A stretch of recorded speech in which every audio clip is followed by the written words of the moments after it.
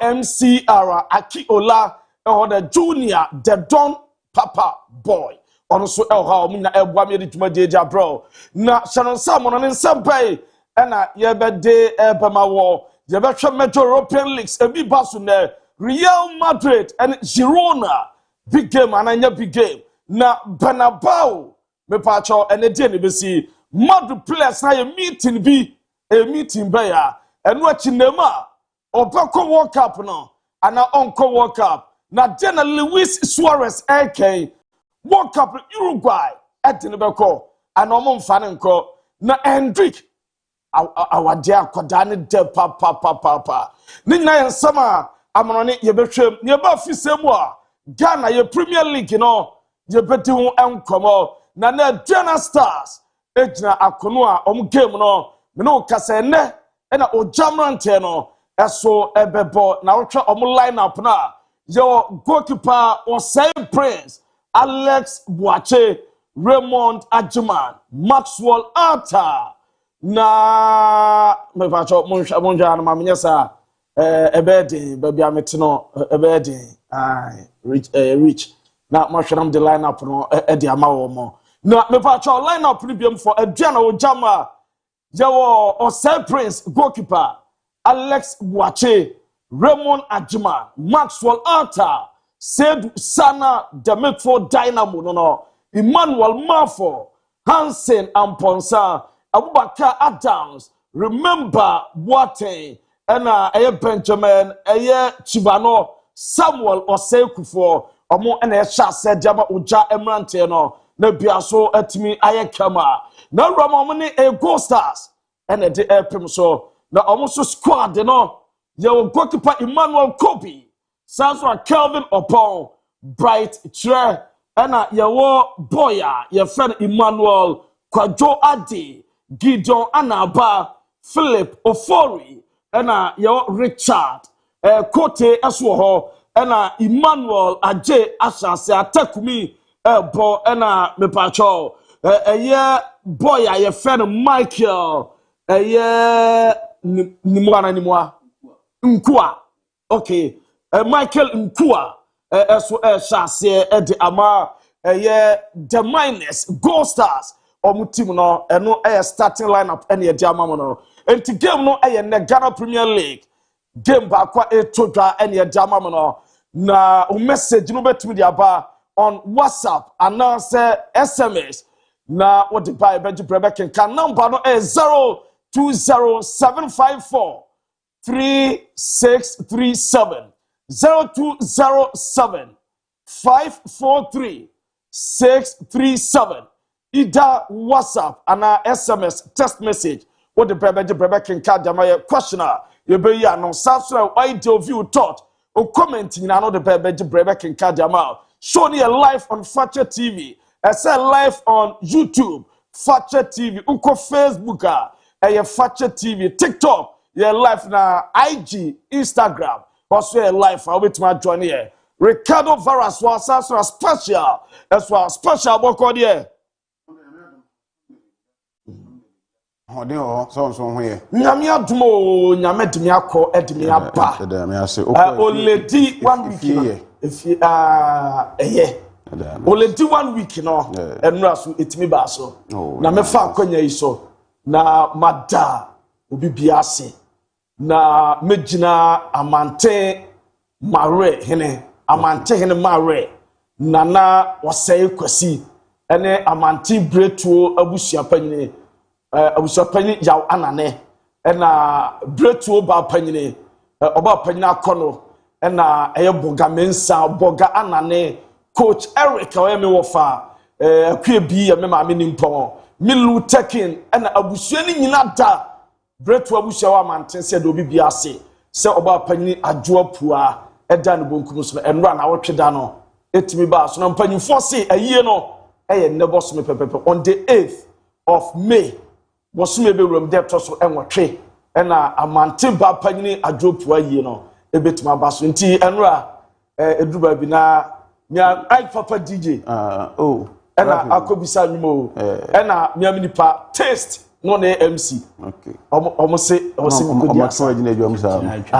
chinchina na open na sana ko yede so very day say aye ne da be 8th May Saturday na 8th near Friday maybe in Friday near na tumpam Saturday on nti aye ne Saturday Sunday okay oh asa no yes me ko me na nanu no ma me check my calendar no so na me dey say if no ko si ne 10th no uni ba bia ko e ba bi kra so twi e was me twa free mti ko akọ ha de kra ehye wo because me calendar me ko na afere yenko du be ma plan ma afere sa akọpem December ya me okumi na me tinkom mu dia weekend bia na activity so bibi ba na no important na ma ko twa bi mu dia free wo na me ti say dia aye no if no just me hwe mu din na me twa bi mu o se me twa mu wo na no ba ma ntimi engine on the this time around you say ko we dey there if enra abusua tena so mo se ye badweno se be ma budia bia ba bia me na mani mayi ti se me na mepe omo wo so mo ba anti ye we mani ada wo pa ni pa bi wa me mo mayi ni bi me na manya mayi me pa na me fro me pa me fro o ba so no man fro wa o be sign if me oh na ma bo league na wi ko league ni me last match no 4th May okay and me bo ya the victory warriors na ma bo season na ma bo mi season enra fire service personnel 80 yan kasa me father ejano no na eye confirmochi doctor bako emergency doctor Robertson omunyina beta machi from Kumasi kwaku oswana dwono ihu message no that's so many no paibo amode time machi na bia come chama ho na that's so do akọdo aba weekend we dey say Habib be home so be home weekend the weekend we me home yo sir me bonya me admochina nti echina be ko me season ni na matches na kana the most important match na me bonya me admochina won hen ebo wa na for my Royal so china oh wanchi na kwaku weekend you so dey da weekend no ye abusia no ma na me wo fast for ne da DIABY ata me acha so say offer coffee mitimi dey koma wo ye fie bende me weekend we one of weekend I'm very tight and no pay am free na wo tweda na buy o china after program o say me ne campaign team bi kwa tebibu wow for regional campaign position bi ene ayibi me free wa na Sunday o say me call Doma West nkran kwanta madam for pass a brother Ernest Dente or vie for a year Doma West Closac chairman Closac chairman nti about when baba so Monday or that number 4 so on the ballot so groundswork until Sunday me quite groundswork na Doma air West nkran kwanta fo nyamu say mo pe a Closac chairman a transparency and accountability you be aduma Ernest Dente mo kwa number 4 number 2 man nti Sunday we groundswork na we say Monday no pamwa ha said be we meet my be issue weekend ni you are kai me say me ka asem bi a kiro na no me call down no say me twa no kakra o atebu kakra me call me see akra na me see a lazy blogger aggressive yes me see ya me see free man na me ni see ya no ye ne runs kakra bi na you share didi nkomo but me survey crew me tinsem kakra ti me wo message bi a say me de ma honorable MC okay off air nkomo me buy na me UFCC a wo kan na makai sir to a message be Masud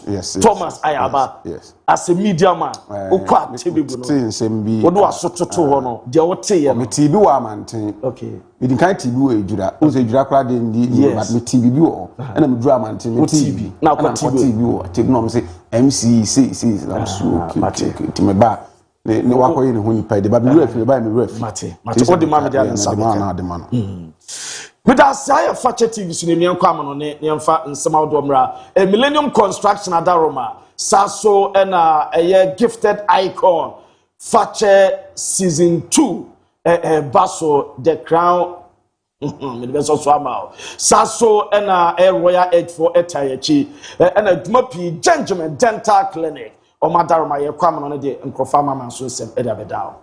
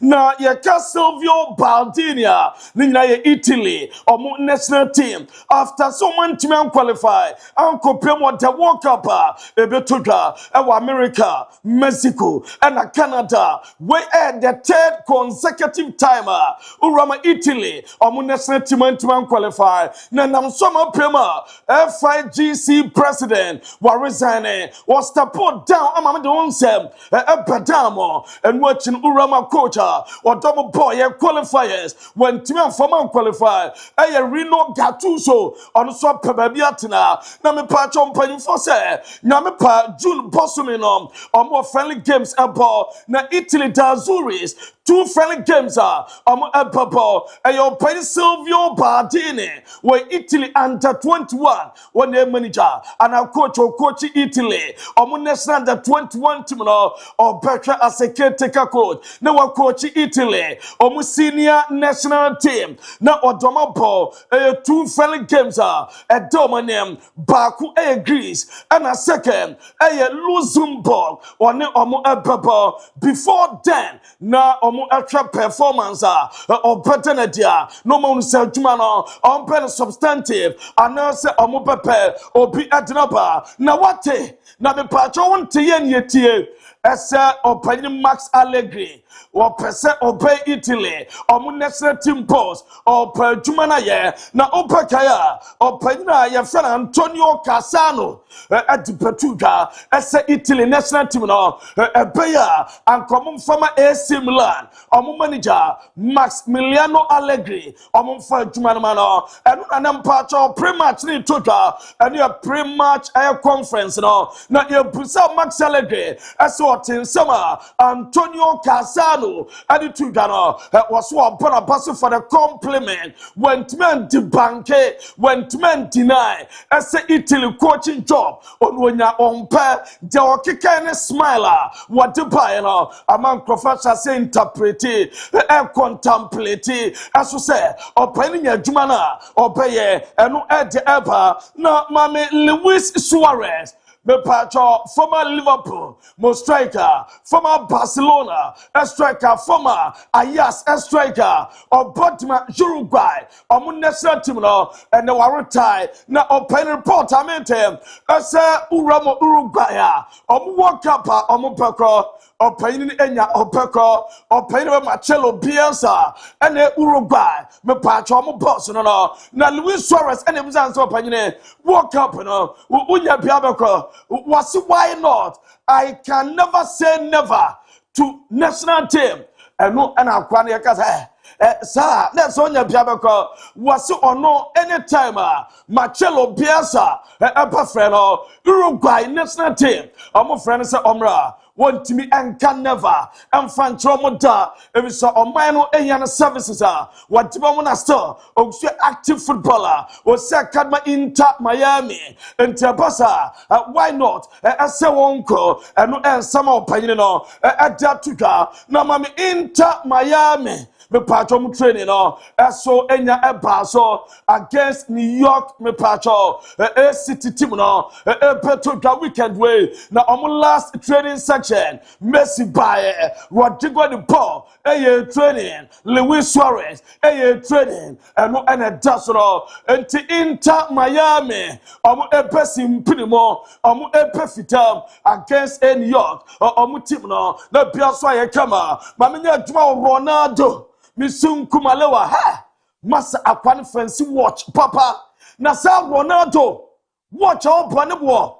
Me patcho, Ghana Petima Cobosia. Ronaldo, Sika, what they taught me watch, Me patcho, a book walker day. I say Ghana, entire country. Bosia, me patcho, yako, not yako, aquasreno, not me patcho, me baby wojuma, na sa watch na, me patcho opinino, aso adaptos no, watch be and what in papa, now you say, sa watch na dasono, who blet, not yaka who blet spirita, where who blet spirit, big bank in the where you kid gold rainbow.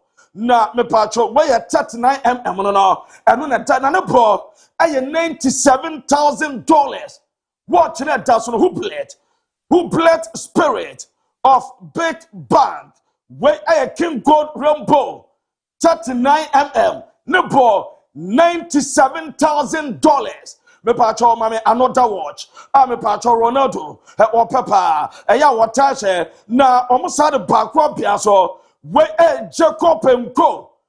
Caviar toppling. Watch Jacob and Co. Caviar toppling. Wait, me patch 47 no. Now we bought $770,000. Massa, $770,000. Watch now. A dozen Ronaldo del Bono, no Bono, $770,000. And what it all, Sir Jacob and Co. Me patcho weigh 47 and what it was I watch way na me patcho no kwa was sign at the watch for so at the atoso now watch na dasuna weigh Gerard na Sir Gerard watch way no buy 1,700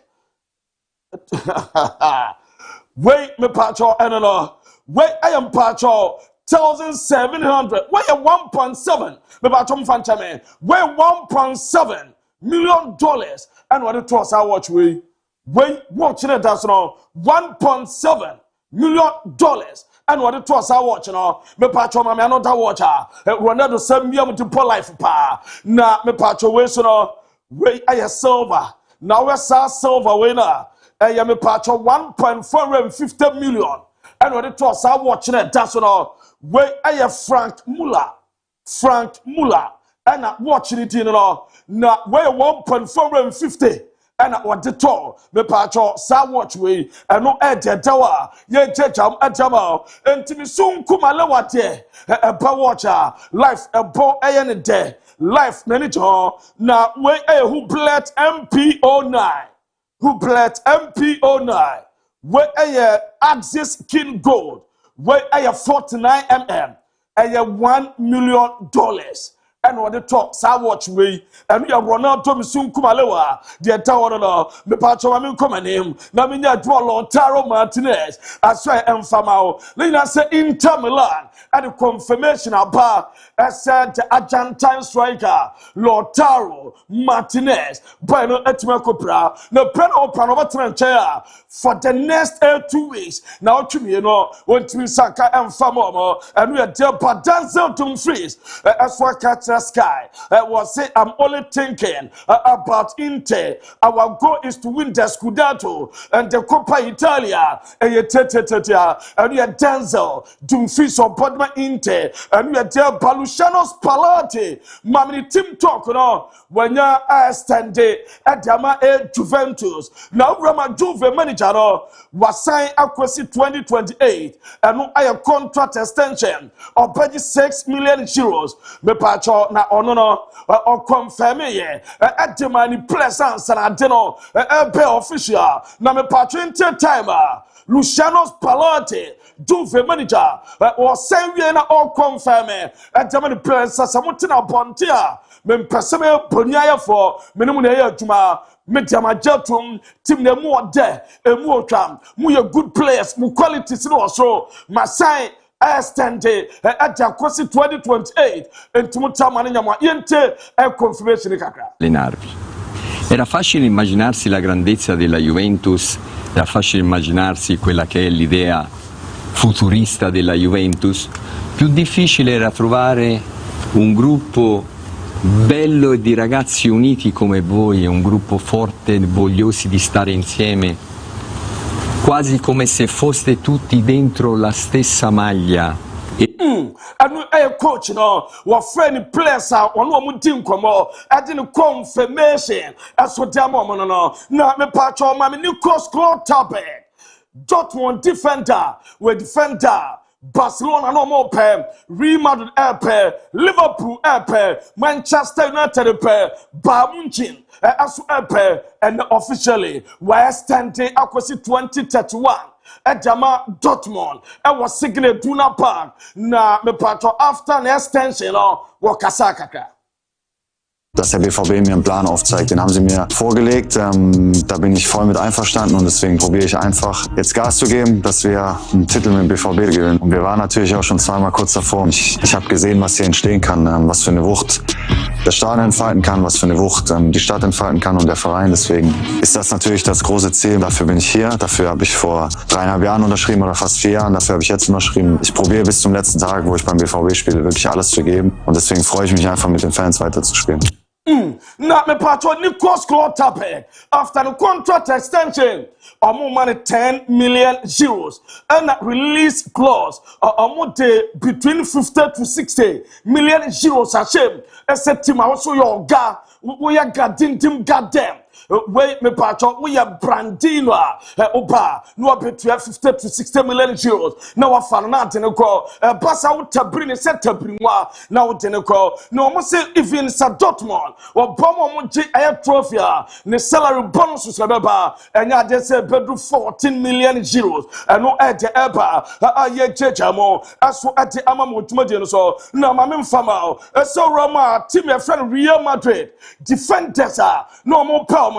And as a deny a car, Urama, Magay, na omope, Man City assigner, Dayo Pemicano, no more pair, on so renewed Bamunchen, Ibrahima Konate, on so Jatun so renew, at Jama Liverpool, and an Nico's Claw Tabet, as what Grisa, the Patronia renew, at Jama Dortmund. I'm a bear, come and say, I said, I said the only option, William Saliba, yes, or no. And I am Madrid, I'm target. So I'm deliver reporting. I'm much the na only team I buy any better France now. That's why I'm Madrid. I'm a Madrid for pa. I'm Peko. No more at bring a Sata Brinwa at the Saliba. I could pay more Panabao. Me patron, I'm Real Madrid. A place meeting, no, and then me patron meeting be on Sunday more game against Girona. Now after sir. Omu etitiwie omu wie training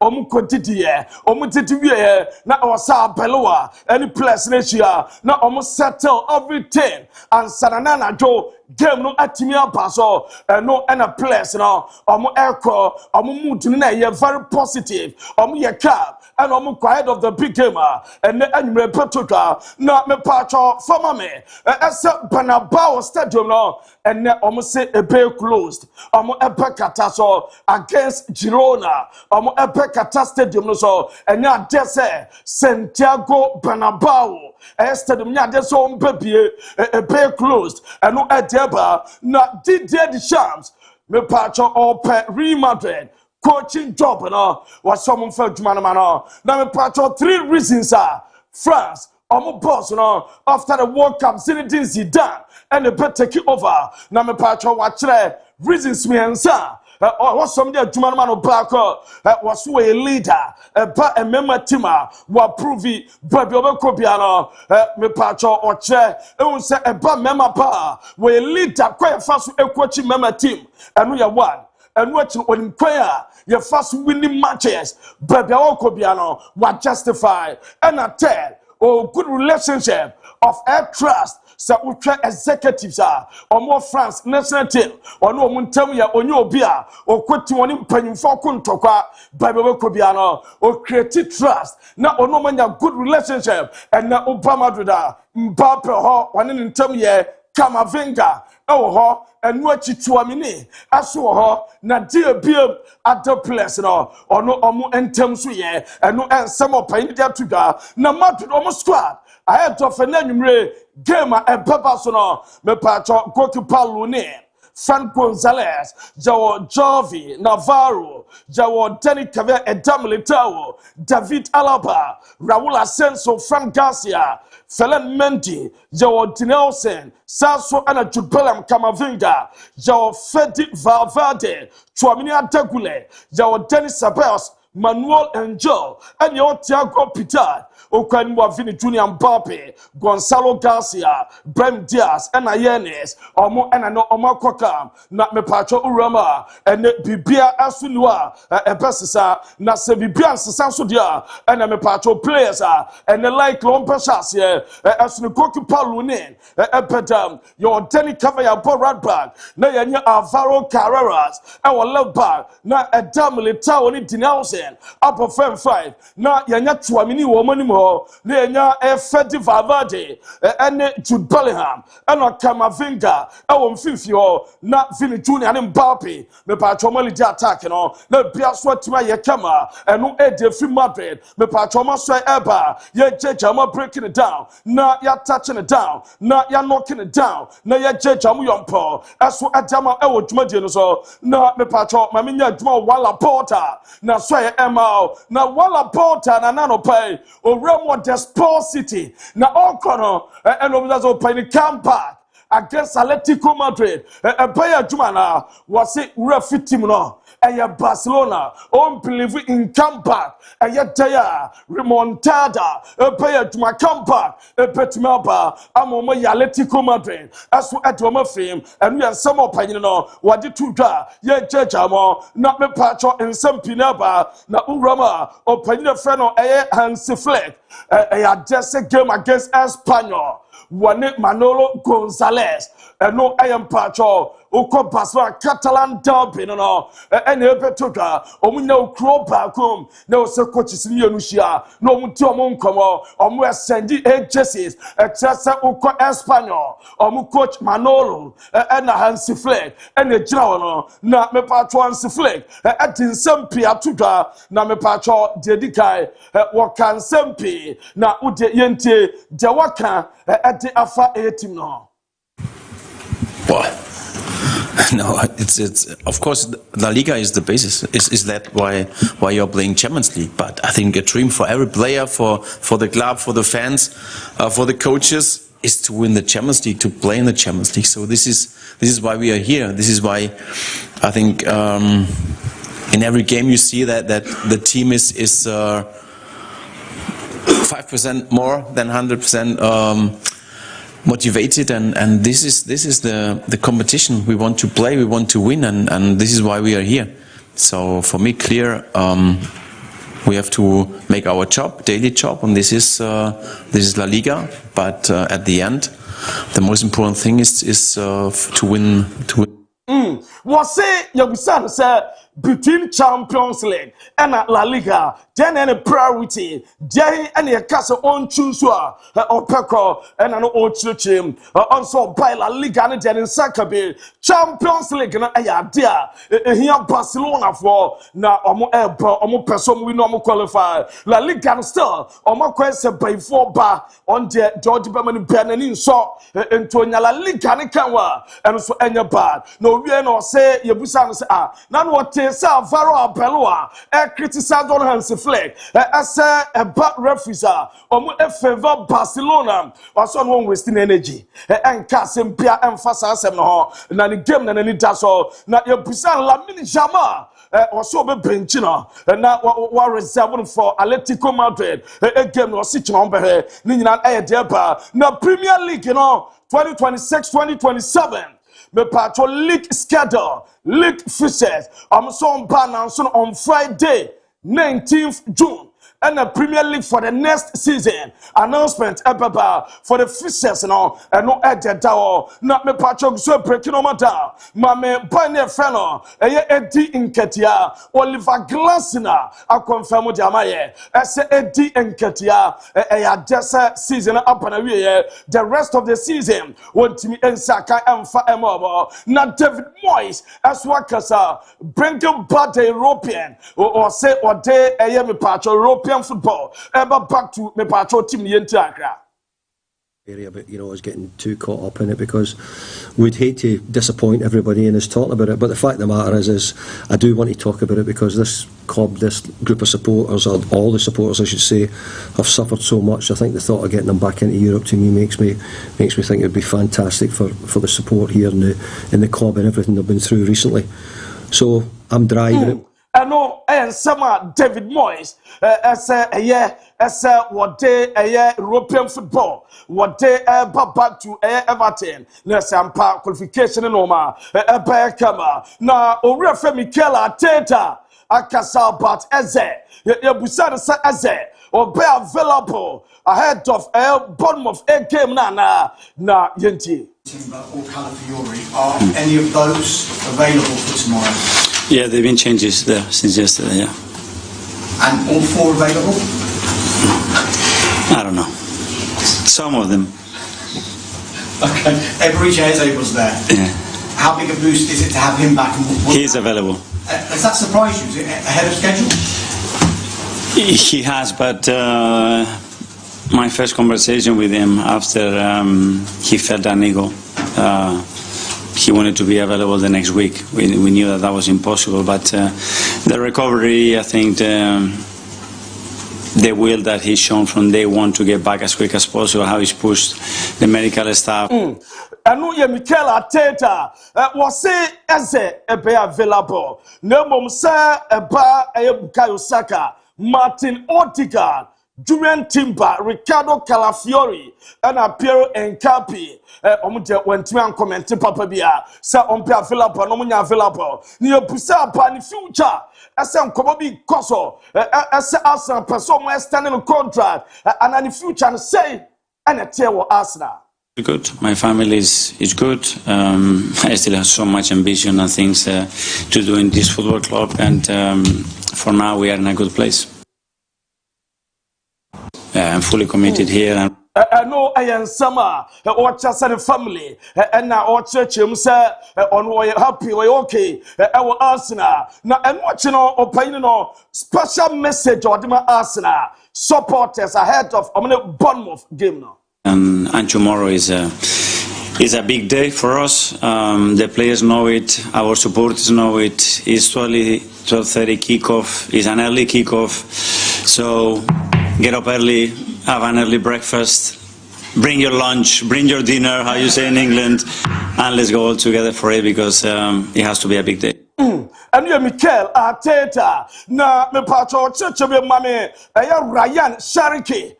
Boy, if you do an one day, who could training part or the year, me patro, Rupin Tial, baby, a born and da. Oh, boy, need to born at what in a molo. Let's have dinner, no dinner. We're training part Ryan Shariki. Ex-Japan as a panel, he's on form. Now, Pep Guardiola was say the remaining games I was Man City winning in Yente Pep. Arsenal top play in the early kick-off tomorrow. In this time of the season, does playing before another team was challenging could make any difference? To do our games, so playing before or later. Now remaining few games for the Premier League, so you had to win. I know your Pep. Ninsama me patro, what the atuja, ye jama breaking it down. Na ya damn no saka about Bernardo Silva, was it about Bernardo Silva, where a player pa which Premier League ma omo underrated no. Is he underrated? And is that because he kind of puts the team first, like you were saying? No, because the way, you know, is not the tallest one, is not the most dressed one. The rest one is not, I don't know, make 50 goals a season, then make it 50 assists. Na me pacho Andy Robertson confirmation nyaba as a season in Panaway pe obenya efi Liverpool. Ama Spurs for a percent 32-year-old left back omutimi assign on. Na reporter mete as a so because Spurs just a Spurs me pacho omo aka Premier League no eno opinion friend anaslot up in tribute at the ama opinion friend Andy Robertson. Great seasons over here as a player, but I think people got to know him as a great person as well. I got to know him as a great person. I think every teammate of him will tell you how funny he is and how great of a person he is. And I think that has been shown a lot on social media as well from our social media people.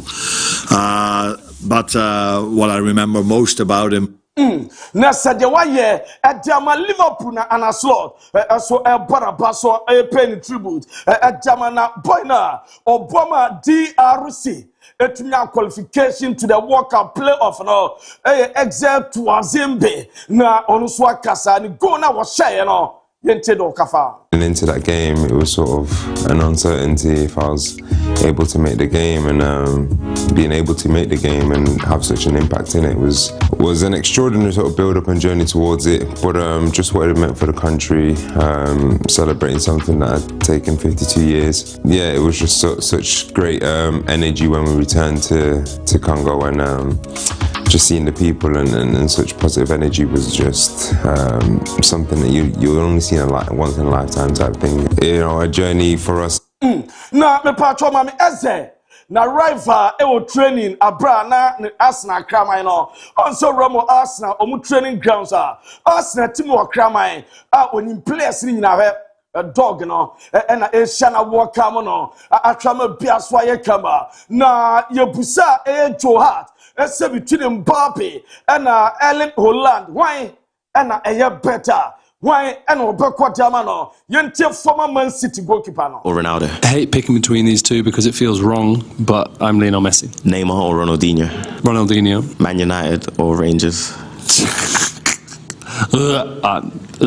Text or call. Voice note. Night in or night out. Night in most of the time, but the night out has to be put into it. TikTok or Instagram. Instagram. Late nights or early mornings. Early mornings. Ability to fly or ability to breathe underwater. Fly. Change the past or see the future. Neither. Stay present. Sweets or chocolate. Chocolate. Coffee or tea. Coffee. Beach or pool. Pool. Play out from the back or a long goal kick.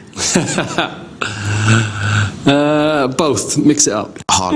And you Joe Hart no ne preferred and normal and you busano quick questions. Now on the answers about na Alex Oxlade-Chamberlain was so best panka and the Robertson obesan omra Celtic emra na wonine siaka wonim pa entono Chamberlain there anka and the Robertson ba Celtic can anybody bring Robbo? If you could bring one player that you've played with before to Celtic, who would it be and why? I'd have to say Andy Robertson. I think that's an easy one. I'm really close with Robbo, and I know how much Celtic means to him. Even throughout our whole time at Liverpool, he was always massively, openly a massive Celtic fan, would talk about the results, that he would have the games on the bus on his iPad and whatnot. So I know how much the club means to him, and for me to have got here before him is quite funny. So I think I would definitely. And you someone did two guy. Now I'm call Palmer. Training in there, Massa Boy no. Ni tell na isa below swapa. Massa call Palmer no. Where now what I didn't to on was shooty. Now I set it dinner. Now dinner fire Chelsea team na ye. Chelsea team no against Man City. Bebia ebefa. Say whenever Ryan Shariki ya. Kopama so STPA and no any dasono. Now Liam Rosinia was ahead of gamer. The Man City people. Whenever Enzo Fernandez. suspension still be serve and at some point in the game will be at 3 or 4 with Enzo. He's apologized to me, he's apologized to the club, and we'll deal with that after a massive game on Sunday. Can I ask what form the apology took? I know Ed down no. Na me pacho mame Lamin Shama ni image no sa Jesse na e she Lamin Shama na odeneba no e ye basa omu Jesse for 2024-2025 season no and omu share Jesse omu share twam na Diametri say game against Espanyol ochina sa game no Jesse omu pensionye ni nyina sa La Liga and this initiative na ba season ni course omu retro patch utimi kwanwa kwashe Jesse atwam baako enunti Barcelona ebesha sa Jesse na bia eswatimi ayekama no panyaba Roberto De Zerbi when the first press conference now the special message as well at the space supporters now. No any message because also in the last game against Nottingham Forest they were fantastic before the game, no. The message is for my staff, for my players. We have to deserve their support because the fans are suffering like us, like the players. But for the fans, there is just one club, just one team. Supporters no and staff no muntie omo one club pe no so omo sofa omo mwa na okasa about the former coaches no was on when you better and say I go to door neither Thomas Frank Gento Yes, because many players in the past I was very close to bring them in my former teams. They are working very well. I think I'm not better than Thomas Frank or Igor Tudor because I consider them very good coaches. Na me patro mami Hendrik dia no na minwie na otwe Hendrika wone ne wife ye omako social media the announcement aba ese omo expect akwada enchombe parents.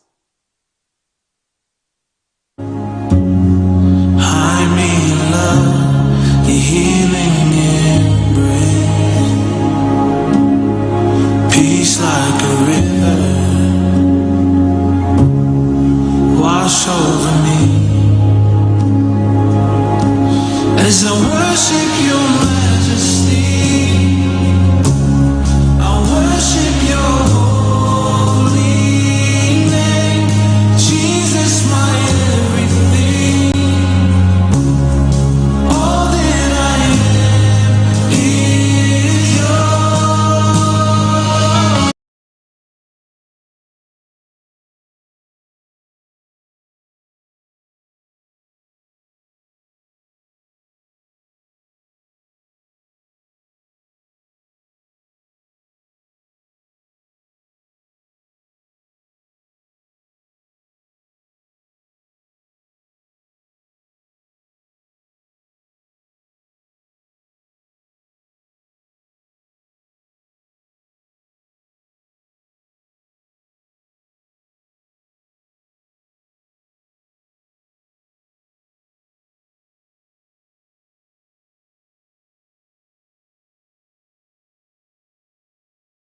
And your cover by a Gentleman Dental Clinic at Daruma and your call Amonone, Ediamonon Sembaye. Gentleman Semen Cantor say, I dear beer when you pernum.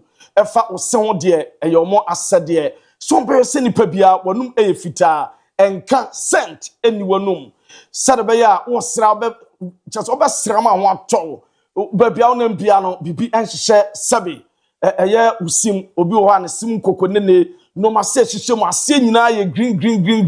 Enya kra o dress sa de na wo senya obi wo kasa o jinani pam no kasa no obi asintrase no obi inani se pampan ne de akire no eya na ano den e na Gentleman Dental Clinic omo se bra wo se no wo pese utu na wusi omo eyo tooth replacement or se wo pese omo restore wo cinema wa eno so de atumpo a o betumi bi ahwa ma wo se no pese wo hye no gold silver obeso the braces egu se so kaka na eha obeso mu tudi ma wanum na enka ho udi aduana na o card a na mo jefu simu ba kakra bi na wo se afemfem ho gentleman dental clinic sebra obade bia wanum a edi unya eha no ometu ase e dia ba omo branches bebre e wo Ghana ha uramo Accra omo branches mienu baako nungua main lorry station ho ana uram so atomic down akwabenya runabout wa ubehu a gentleman dental clinic some branches no ewo enkran bia ya media tubei uba ekumasi a Abrepo junction babia Fakye wey udru eye Abrepo junction traffic light now for the far bantima de no ufa traffic light na chi filling station na chi abro say dikan eho and about gentleman dental clinic omo beautiful from class wo atonsu high school junction and a ram so techmaya for any far magazine so call a kenten kwan so no be judgment omo office back ho ko forudua omo ben a main central police station ho and a flow so omo ben a Ghana commercial bank uramu tamala omo teshugu omo ne post office in the nhwe na omo ben MTN office no from 0598 738 23 0598 731 823 0598 731 823 and 0559 139 582 from Omejo so na omo adin komo and omo saw MTN 05499 065 88 from Omnu Ebejisona Bia Kama. Millennium Construction say Beje quarter plot, Beje half plot, Beje a full plot, Ope Asasa a double plot, and now say Eka say, Udi a school, Udi sia sorry, Udi a factory, Udi a warehouse, company bay and our pass our CDSC, Nine Millennium Construction. Almost say bra main office now, Kumase Boshan Nayas Junction. Eno mo nemum Ghana ha de baby a pass asibia no o from ombenya biama asase a wo pe se wo de ye wo ya dim se wo de eye dey ni nyina ombenya biama sa so na omo adanse hu no ma enti se wo pass asase fia omo asase ombesi fie ne adiama especially mo amwa kwantum no ene yemfa sika ensi wo faase so yemfa sika ema ware gyaye ma wo di sukuru so abeba no ene femfra wo de baby girls would see where you're so baba, no, they are joining Kobe Braid, Diabo life. And Untino me part of Millennium Construction for na Omunsifie no, Emfa Emma, Dine Kama, or more a year or more, on bell side plan Diamo, or more Tipa tracks a Samia, or more Yada, or Mutua Yana Chippins, or Gravel, and more missing, and a contractors, or more carpenter for South Bar, a wire mesh, iron rods, and a normal Cabiano, Millennium Construction for. Ese attention no ma de fa beta wo mo wo asase na pesa wo ton bibinti fa beta mo be ton kama de ma efie no pesa wo ton manson mu de on fa fie no e ka bia ba ton fa mo be ton kama de ma attention no ma de any asase no ma de Millennium Construction from 0244 041 960 0244 274 084 Bebacho mame gifted icon. Gifted icon. Do re mi fa sol la ti do. Mi re do. Kwa master for no. Mwachere nyuma che. Saso ena. Jidia wenya so mu ye. Jidia wenya so mu ye. So mu ye. So mu ye no bonsa mu odie. Na eno eyo different cancer for no. Na ukwa abibinyum for no. Daniel wana omoto so enu preacher no asore no woto me ba to nyum to school entertainment obi adwo to so the best rapper eba atatama unim to high life unim to gospel we are the worship enyum wan kasa nim to obi nyum timi to bi eba R&B hip hop ana sade ni nyina no bra na for the chemo Fakye TV afi Fakye eye gifted icon season 2 no ya to the street crown edition ni nyina se oba utimi di nkunem first second third achade ne bambala achade ne bafu ni nyina se wo abedi ka benya ka wo benya ska wonwum no on be record wan kasa nwum awatro master ejama ball promotion oto second awu jiska yes recordo enyom master abo promote second ujiska onyum yaba recordo abo promotion ni nyina so beba facha front desk na waba pick up form o pick forms na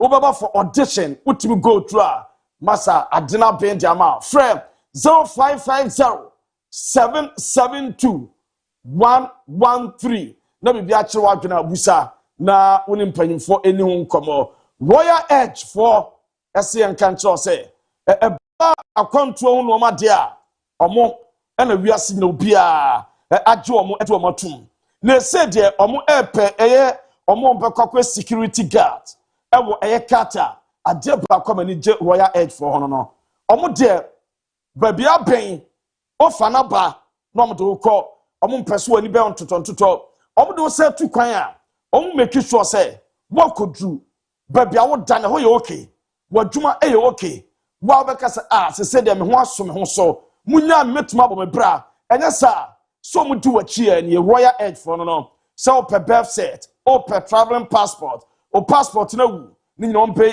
renewal ejama kama enu achi no so be so kwatre ade e wa kwantuma bruchi wo ye nurse ni o pese okoye adwuma wa bruchi wo ye doctor adwuma pe wo ye mechanic sa so a carpenter wo be so okoye adwuma warehouse ana se de wo de won ko school adwuma bia no wa betuma ye wo betuma watchman security guard kata companies that bet down some security guards more enti frɛ wɔn na no eni nhyɛm no mo mfa nkɔ ɛbɔ ne da form ebi kra work and pay ukɔkɔ yɛ adwuma no atua da mo wo pɛ so yɛ adwuma ship mu shipping companies that dom some workers ɛma wɔn ɛnu ntiri fa wɔn Royal Edge na bia enye kama na wokɔ so kɔ security watchman ya bɔsome wanyi kra bɛ di bɛ 5,000 Ghana sika ebi tuma di 8,000 wo de ba Ghana sika ma baby abede free accommodation free feeding obedidi kwa wo yare a ye behwe kwa ukwa adwuma free transportation wakatua na sada ho Royal Edge for no from na no mu ni nkomo na bibia eso enye kama madaroma ene ekodi amano ne nsema wodo ebedan ye da ye ho ye ba de ka nyina na de beto aso e di ama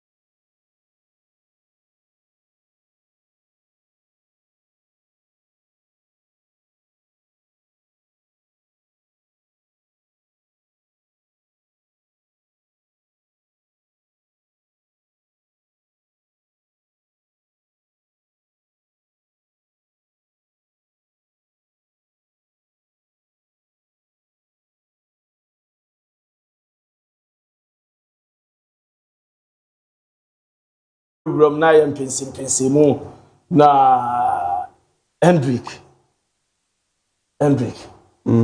special akra no we enjoy life pa na announcement on na yere akoyi say Brazil national team obobi contract with Real Madrid obodima Leon ne wife the announcement about say odo mo fa video into na akra say very soon be payment omo baba bewo no wie ye no say what the Bible quotation we never Psalm 139:13. Psalm 139. Rich na ya time quotation we say other chairman. With the Hendrick when you want any wife ni quotation.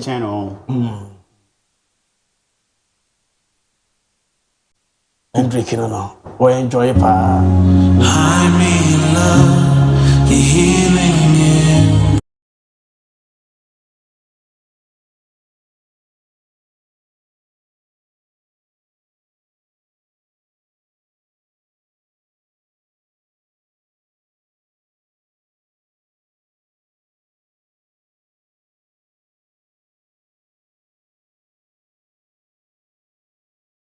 Why are they be many asopa? Almost said last season. Omunya historic season. Na sa historic season no omunya ye no. Omu workers a omu no omu 770. Yeah. Omu reward will be 5,140 euros. Wow. And the reward PSG for. Habibi yankwe. Yemro na ne mass World Cup na yedin. Yeah, you can't quit it. I almost say according to some transfer market be almost possibility so we can work up at 37%. I say awful. Awful. Can you charge for me? Did say Yami Adam Obia Hoye and then see a fear that quite summer banty. Maybe I fine. I mean, Kayan and I hona weekending any fruitful one and for my we took quiet weekend you were quiet fro. The obey be na wash your who see no about home bank virus must see into for Friday, but Friday you share home crack catch or said or home bank we want to be back Friday in Tufo. Yes, here home cry. Yes, home crying say to be a one home bank. The obey be a more enjoy with care. Precautionary measures, and then they say take a very good care of one casa home because be am for who we are saying. Until one casa take a very good care of yourself. To would you be measured in whatever that you do. We want to come here on Monday na nyame aduma yi nyina yemishia ani jimu na yenye aduma ne manenye fa ma menchia aski ewo enkra aski so o hwe anwumri nti Kevin Ashford bram jiri se bibia fine wonder yeni nkomo na metie o stories no nsema na wo kan Liam Rosinho ne de Mati Anaslot, Mati Tottenham Hotspur's new manager Roberto Di Serbi in Nkomo. But before say, me bawa baby di Nkomo. Bo ameni enya ade we football. We've been saying this say sports na corrupt sports. You can't ya na man for ntiase. And we think sometimes when we narrow the conversation na e drew na DFA and a man for ball machi omo nko ande ya. Yes, ye Ghana for DFA for na de ne bad. I will say you tackle that way. The truth of the matter is that the parent body, the mother body now, GFA, whatever if you munyina a show masini FIFA, a hona chrono and corruption in the case and starting free. Commander, the intina makofa semu ya base production be boamina ye din komona. Comebo for say officially or much for the akwa FIFA or more executive council, they say they are the first federation or more endorse Gianni Infantino so on call 4th term.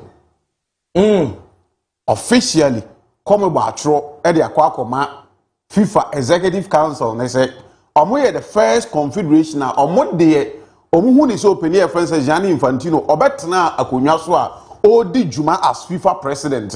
The why and the modern boss or any impending for say to be ya dena or ya the pie, the Yamane Twasso, it's in a Juma penti on Twasso. To say the crew, maybe a Jamiana, Nana Twasso. Your football side, you take care to Twasso, any adeno. Come for say Gianni Infantino Twasso. Now, Obibu is as a dear now come for a dear no man enti omoka say Infantino entwas na nyembia Infantino no kran in terms of constitution does he have the right say also call for the 4th term. Now Gianni Infantino assumed office in 2016 after Sablata and Yema Isia Odifru Infantino assumes office as Obia Waba Obabe FIFA omo president. In 2019 omo call election after so Owini first one in 2016 be do 2019 enti do 2019 Yamani call on polls Obian contesting in 2023 which happens to be the last election of FIFA and also Infantino saying on the post. And what it means is that can 3 terms FIFA for Nemra Emma Hokwan saying FIFA president must have 3 terms of 4 years. That is 12 years. In the term Libya 4 years, but we mark 3 terms.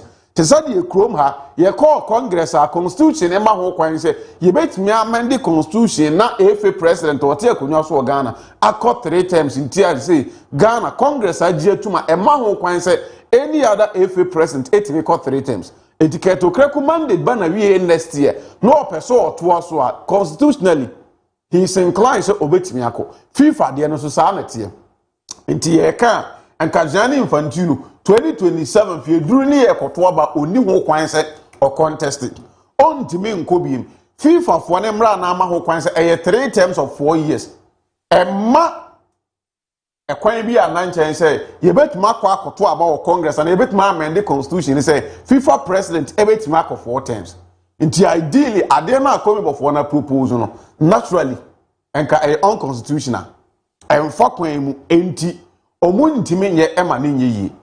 But a coin da baby. A coin na a da baby ama coming before coin ama maye adena or moye ni say.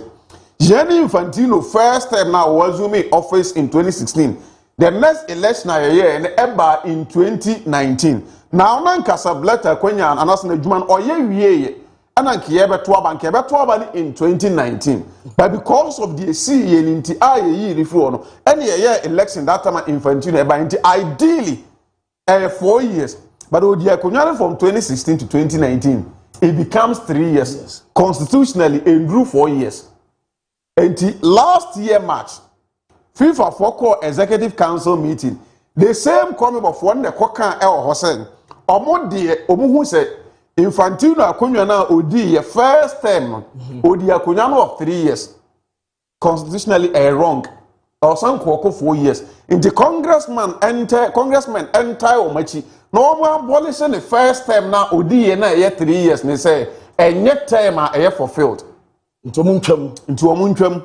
No unya enya kwan entimen call another election. So in this case, some first I say Wabeko 3 terms. 3 terms no. But obedi 15 years. First one I abolish say BBC and a man did 3 years no. Lo and behold, congressmen etnas no. Omo G2 Emma ho kwan say opening the first 3 years no unconstitutional until they will revisit it and make sure they quash it off. See a begia tum ye nyanjin tum ye lose our stage name. Now ye ba September 2025 that was same last year. And at the same comment before no saying and common shall say any free Paraguay omo FA president Pinipa or down no ono the says and common as say nyame admo 2030 World Cup na ye bebono centenary World Cup 100 years. Yen himself for the first time our World Cup abakose mu a yenya 3 different continents a host to World Cup. Yenya 3 different countries a host to World Cup, but any different continent. But this time around, yenya 3 different continents. 1 Europe, that is Spain. 2 Africa, that is Morocco. 3 or more coming before no because match is because of Uruguay and Paraguay. Okay. And yenya 3 different continents host to again. Ebesia the first time I World Cup here was 6 different countries also a host to World Cup not continent near 3 but about countries Maku 6 host to World Cup matches because Spain benyabi Morocco benyabi Portugal ebenyabi Uruguay ebenyabi Paraguay ebenyabi and then Argentina. So about 6 different countries a host to World Cup matches. Sasa net here Aden yenye bibi special. Emi yemfa say we as World Cup na nimunyam say World Cup di 100 years no. The member associate omo 211 omo the constitute FIFA no. you bet me more than 50%, and I say at least you bet 37% of Sanko Fona or Mubesia can a bassa eboa. Into increase World Cup, no, near Franco 64 teams. Almost started sa en komono. Yes, say a budgetum. Yen jin to me call a omo and I start adu omo nkomo president Ignacio Alonso and a den komona ba amanfo back no ebu maka say enye no kre and as yen timi nsum they went back later on omo ba omanim no openi ya omo de nimfo nyini e de ato screen so Alexander Dominguez ono na epeni ya komebo no oda oma no and obeka say wakwa akodi nkomo na ne nkomo na okodi ye no ne member associate ni nyina say omagie atum say World Cup no ye increasing from fee say 48 na ye kwa kobo no ye fanko 64 nti omo komebo fo ne de omo nyina gie atum sa ade ne beye ya enipa odi anim ahwe afrontier ama sa ade no pese omo ye say ye benya 64 nations World Cup no Gianni Infantino they've been able to lobby through for Infantino to give an approval say he want to do something at we are World Cup 100 years now. They did something out of the norm. Omuye bibi outside the box for the first time. Yen for countries then go 64. Not countries we are coefficient and omu from omunya kwenya emba buama World Cup yen celebrating 100 years in ye. And omadi sa nkomana kwa akodawo. They want the backing from Asia. Omu pebi the free CONCACAF. Omu pebi the free Oceania for no omu pebi the free Africa any Europe. Say sa no mpese omoye omade no but say ebeye ya omo komebo for no anya Infantino support say Infantino yekoto about 2027 no lose election na what is the guarantee say the next person who wins the FIFA election eba obaje to see 64 nations bia na ye nya die komebo for ye we nyina ne say commando omo no continent no countries e o mu sia kan omo ye 10 pe okay 10 countries say ya ye kase World Cup ya ye kwa ye de 48 na ekon they are bringing about 8 the abaka be 2 pe the watch that omunya bimba almost say World Cup ni sha say first one ye bo omukrum okay omu continent nso na ye boy say Uruguay for mo ye ho ne host ye omu an change ye omu hu ni say World Cup di 100 years na ebe se come boy ni munyama e say 10 countries ni bia bo World Cup ni bi omu idea no e was say obia ebo World Cup di so obia be bo bi dia yenye no 64 go ye 64 Africa for slot say ye 9 World Cup say ye nya 10 kram was say DR Congo die nya 10 say ye increase dia ko 64 48 ye 10 ye dey ko 64 ye dey betima nya be 12 omo come before no betima nya 10 e hu yinya so mbekwa akobo even qualify matches mpo mbenye omo 10 ni nyina ama obi abesi akan omo lobby omo we true Infantino no enya ne support ye betima increase nti Infantino budget no me ye increase dia. Then let's find a way. The only idea about Buama Infantino 2030 never to know FIFA president they say and was say ye amend the constitution the first 3 years now odi no unconstitutional until you question it off. Ye man sanko another term a fulfilling a 4-year term no. Ye who say we di 3 terms of 4 years each. Ye the way the funds are 70 see no buy. Instead of 12 years, FIFA president be a bit made Gianni Infantino bit my fortunate obedi FIFA kunyane for 15 years. Again, almost not only Saanyama win, they believe that financially, since Infantino ebedi kunyano, association be a richer than previous FIFA president Omabano.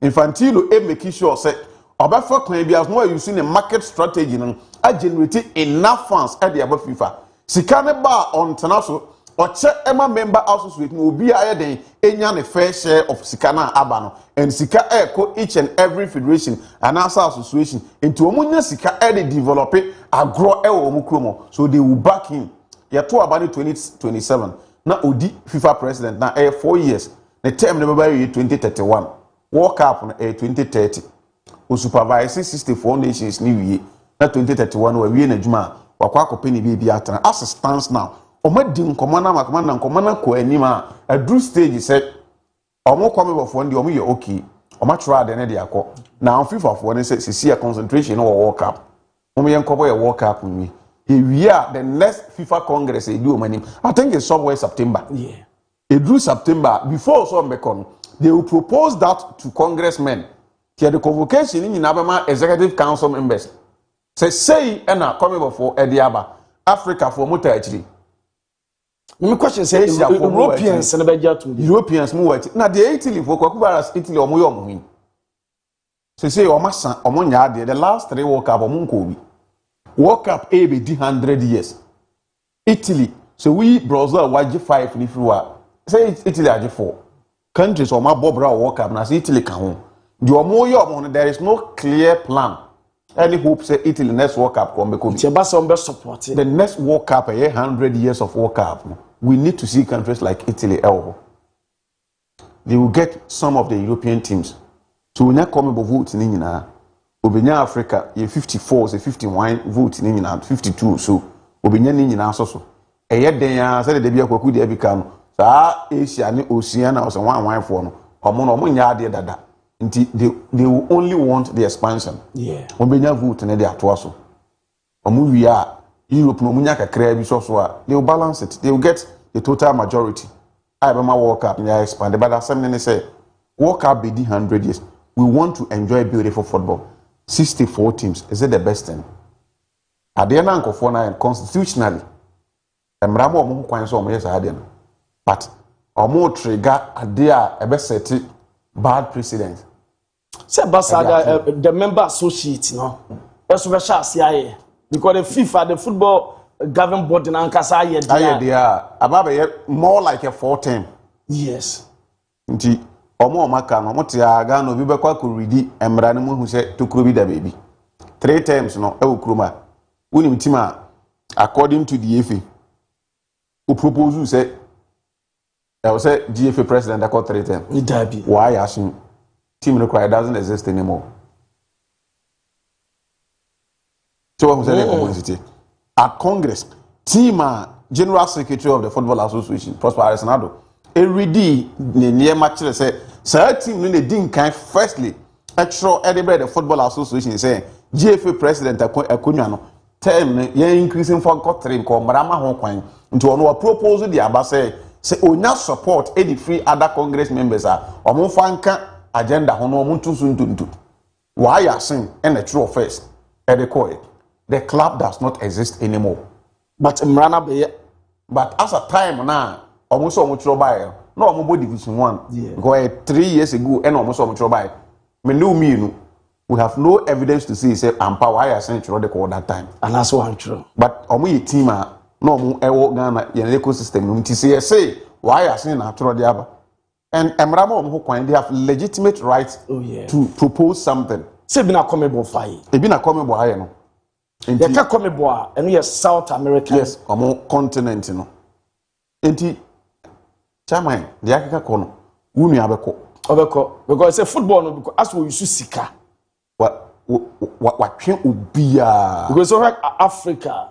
When I say, Patrick Mochepe, Morocco, near friends, Fauzi Leja, and to Kreku, 2 are no material. They are also the decision makers for Africa football. 2 and no more teams. Say, what force every association and federation president, what done women influencers. They are why and so camera see so. No one can record on a video. Kasame buy and my see me this sky see me see. So on the Juma way. Now say I was a to create so cameras in so way. Yeah. Or check from and I see. Now you car president or also cameras in so.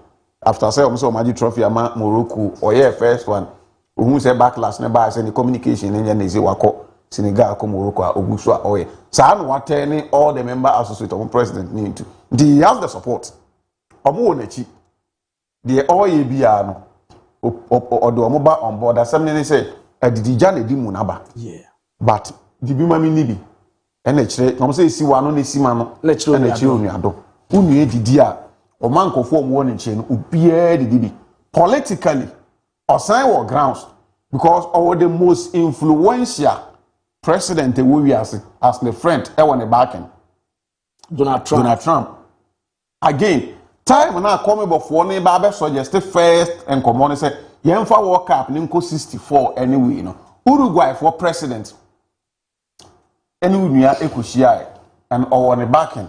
They say not only football and Kwana Infantino are so powerful, but when it comes to the political ecosystem, or finding itself or near mind penning for or can be won't be brain either dining together.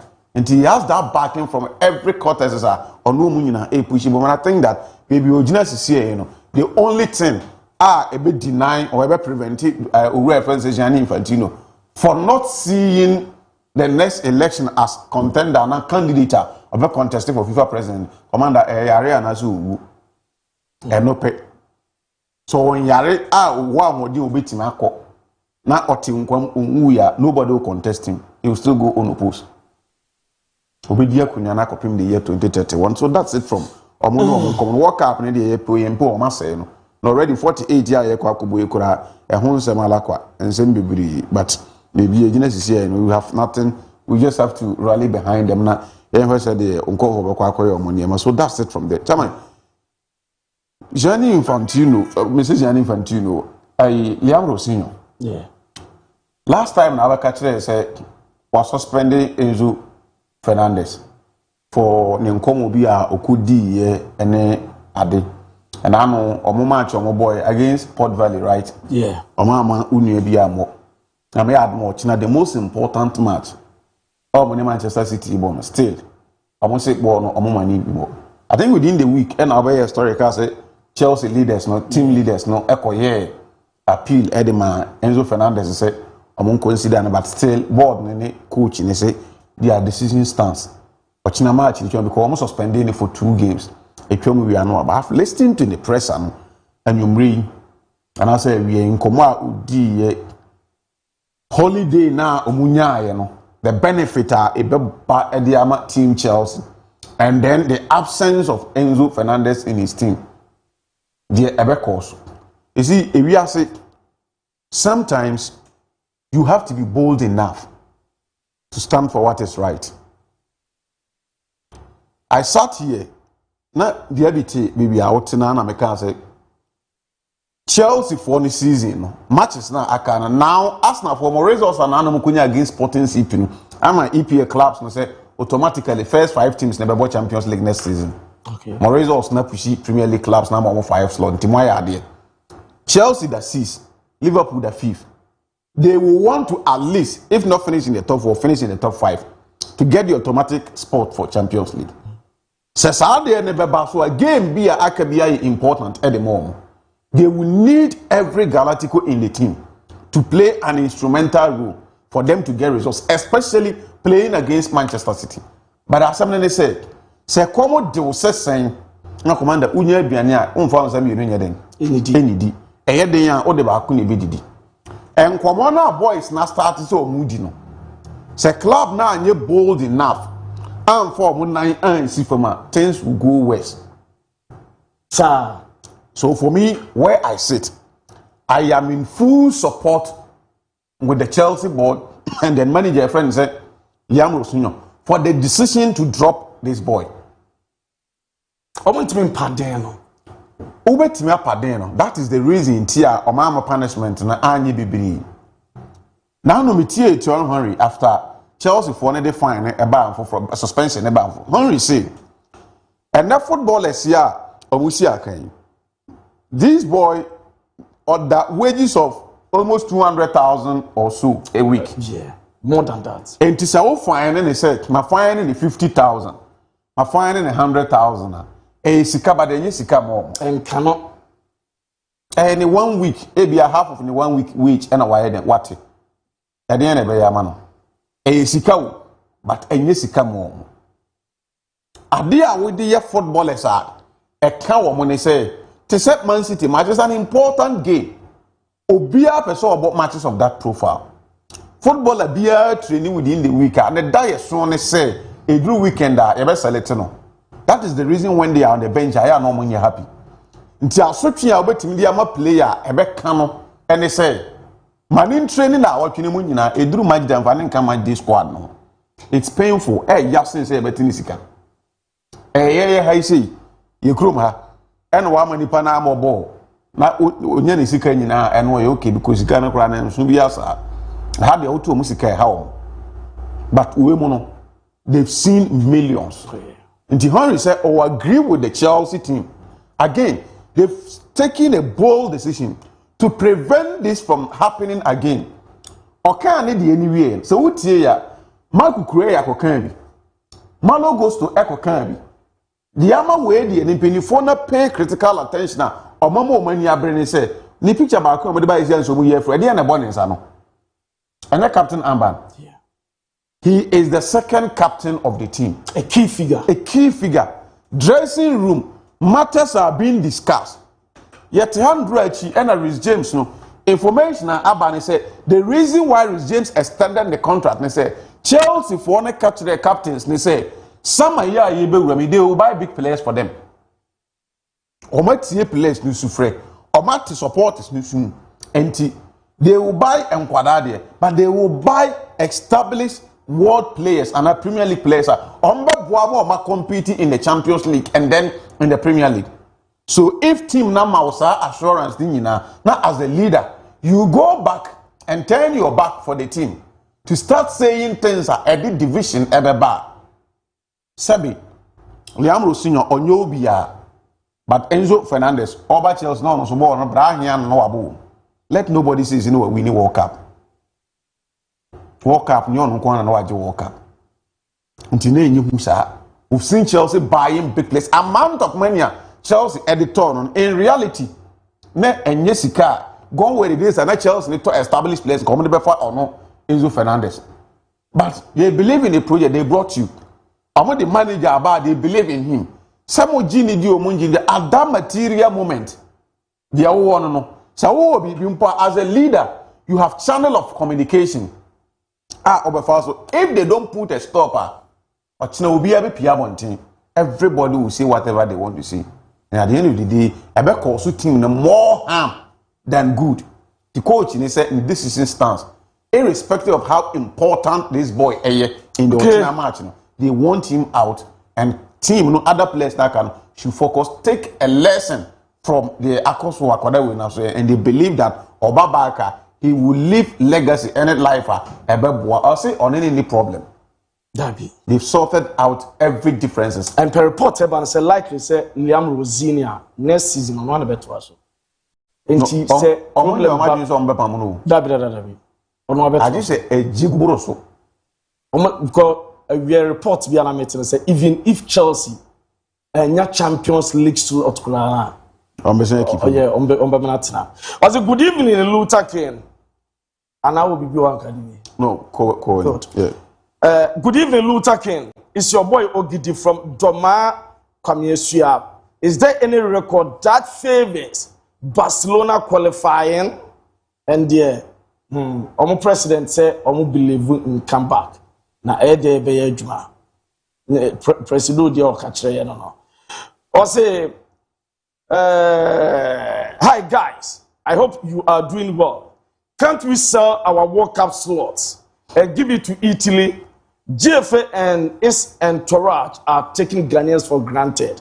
Ajman, Asaman Kesi, and I odifra this our message way. So Edibaye. Was say, good afternoon. I'm bad from Sunyane Odumase. You guys are doing a great job. May God bless you all and send my greetings to 6,000 niggas in Sunyane Odumase. Omojo super. Or see, if Ronaldo reached 1,000 goals, he will be forever remembered because Pele was always remembered for 1,000 goals, not 3 World Cups. Paul Edifritadi and Apostle de ABOU. Facha Sports, I'm watching live from Central Region. APAM, Chelsea, update, please. One for Udin and for Ama. Yeah, that's all the message, you know. So Eddie ABOU. Where's Louis Nana Amwako Ata? Good evening, Fathers, for today. You made me suffer before getting you on Facebook. I always love to watch you because of your selfless presentation and the educative program. I also bought watch $2.5 million last year before touching down in Ghana here. I'm Louis Nana Amwako Ata, aka Something Sweet. Watching live from GCB Bank, Asimfosu branch. That I say, hey, now a town power, Nana. About watch 2. I said Ronaldo watches Nana yesterday, and also on to last year, or toward $2.5 million. I wish you afford that. I say, Na asim for you. Yeah. Collins Dochi, good afternoon. Update me on Chelsea issues. Ne de odia Benjamin Francis area or the Biaba was watching live as usual inside in Francis area. Hearts of Folk was scored Vision FC to close the gap because those two teams topping the league will lose their games. Greetings to MCE. Atman will be just South Honorable Wisdom or Sebuama. And Benji Ediaba Filippo Kwabri Kasemo. Please update me from the camp of Marcia Santi Kotoko and Manchester United. Greetings to my daughter, Frimpong Manswecha Felix, and my mother, Auntie Mary of Jeninso. Thomas Kwame. Good afternoon, Fakye. Update on Real Madrid and Man United. Starboy, watching the show live and clear at Afmim Airport. Fakye Sports no size. Nedia also at the Abba Enono. And Emil Smith was a sharp. Chum Isaac at the fire emojis. And Chum Isaac also at the Abaye. Now, we swear or say, good afternoon, Fakye Sports. My name is Toronto. I'm watching you live from Hafu. More update on Madrid. Yeah, that's say. And we Enoch DNA or say I'm Enoch from Kasua. You look so good. Keep it up. Barcelona will do come back this midweek. Visca Barca, Visca Catalonia. And Sunyani message be about good afternoon, guys. Abna Sandy in Sunyani Habibu Nipa. Or say the reputation of the Saudi league is already facing serious challenge due to this controversial refereeing decision against top teams, aimed at reducing genuine competition for the title. And I want to ask Abi if he will celebrate when they give the trophy to Al Nassr after this huge scandal. Shame on Ronaldo and his fans, especially Habib. The watch they gave to Messi when he went to the India tour is expensive and nicer than Ronaldo's watches you display on the screen now. Hey, Obitawa. Hi, Sandy Nada. Good afternoon to you guys. I'm watching you live from Fakye TV premises. I can't live a day without watching your show. I'm honored for the invite to watch you guys discuss live. And kind courtesy of Ricardo Varas, my great and good sports pundit. Keep up the good work. Love you guys so much. Bro, you are welcome. You are welcome, fine. Hi, good evening, Bossu. I'm always happy listening to Habib. Enzo was nobody coming to Chelsea. I'm Sir Oscar, watching live from Achim Akenten. When Oscar did Ricardo Ebam. Now, also good evening. Luther and the crew. I'm Big Joe from Pristia, Kotokrom. Please help me with this. The award for the top scorer in Spain is called Pichichi. Please, what about the other top 4 leagues in Europe? And to honest, Ronaldo currently is better. Ronaldo currently is better than Lewandowski currently. Hala Madrid. Odia ba yebehwe edia ma Pichichi Spain na Premier League ne Soleado on na asifo nyine be chirechim edia ma. Ricardo Ken yengrama Ken yema ya hwefo akwa abiem na da biada ye ndo ma se go mo choose Fakye TV to just have a more afternoon sports na no money na nso etimi akoye because message say badodo na yentimi kan ya sure it's so much amamfo follow show no ne ade bibia be fine nyame ne hene mahu se Gennaro Gattuso so atimi asifom from the Italy job, and names na metete no only suggest to me say Italy for your margin so be come anim. They still want to be at where they are. They still want to be the old Italian team that World Cup games normal TV are losing, and then they will miss out on qualifying for the World Cup. Because again, if you look at Gennaro Gattuso, anyhow and normal here, you have to Italy no, and no be na at Ghana. We had the opportunity to do things the right way. We failed to do things the right way, and we are back at the place baby at your and you cry when you're even worse than they are told. And we now to it, you know, because at a point where Gravina are resigning as one every couple. Obia or in charge of a delegation in Januji Buffon or no sweat me form. Now when your head coach in Gattuso sweat me form is to tell you that currently as we speak, Italy team there down as or minor down in terms of football, only leaders from Surobisia say we be team here high. Omo famous behind her head coach for the senior national team. Or no soon ho the mediator or no soon ho. So we show more now Omutina baby they've got the opportunity to make sure say Omo yet taking the right way to be back at the level in him say Italy national team no and so to me because a unprecedented say a team or a nation to say Italy won't qualify for World Cup 3 successive times. It's something that say what Tunisia a disaster and I see what Italy. So who some force from Sanya there. Na say Gennaro Gattuso ko. Na say mo say mo po mo be adwuma de mamo. Now you are thinking of Allegri. You are thinking of Antonio Conte. You are back to square one. Oh, what day? Oh, opening. If you look some at person munyambo 20 no more day Badin and the 20 women got so be take over. Or take over. Akwa boss 2 games ni mo ojumu ne wa. Na 22nd ma po mo president ni ade ade wa be kapo no. Say no see now kofa Antonio Conte. Kofa Allegri. You are back to square one. Football no, the current football na yebo no. The modern times, the modern trend no. Aja Conte woni Allegri hoko. But Ancelotti perform well Brazil. Ancelotti. Na Ancelotti for na nkasa Brazil for na normal oye ne papa na Ancelotti do Brazil was ano. And on person man renewal. You see, now renewal na ye ma no. E something to ebia ye mama for we support be nyo e pam wo. Say renewal is something that ye so mu ye pa nka Spalletti nye ni renewal with Juventus. And then Spalletti ye with Juventus for now on a contract renewal. Look at the performance at Juventus, performance ordinary. Yes, German renewal. That be something that Ojino want to say. So renewal there, a bit me baba, you to Saki watchna. Antonio Conte, any Allegri there. None of them need some for Italian national team because what show no more currently they are not adding up. Italy minor down. Look at the players that are available. Let me pick Antonio Conte for instance. Fighting team there down. Okay. Antonio Conte is someone that operates a target man. When he gets a target man, when he no bobo on man, for him to link up and make sure say or drag players around him, no matter ball and so on. The shoulders are very good. Who question the last time we coached the international team with Graziano Pelle? Nobody knew Graziano Pelle, but Antonio Conte made sure say he was a man for the big occasion that he delivered. International team, one of the currently. The physical aspect of Antonio Conte's game. How demanding. More skin. Bajo ni moha.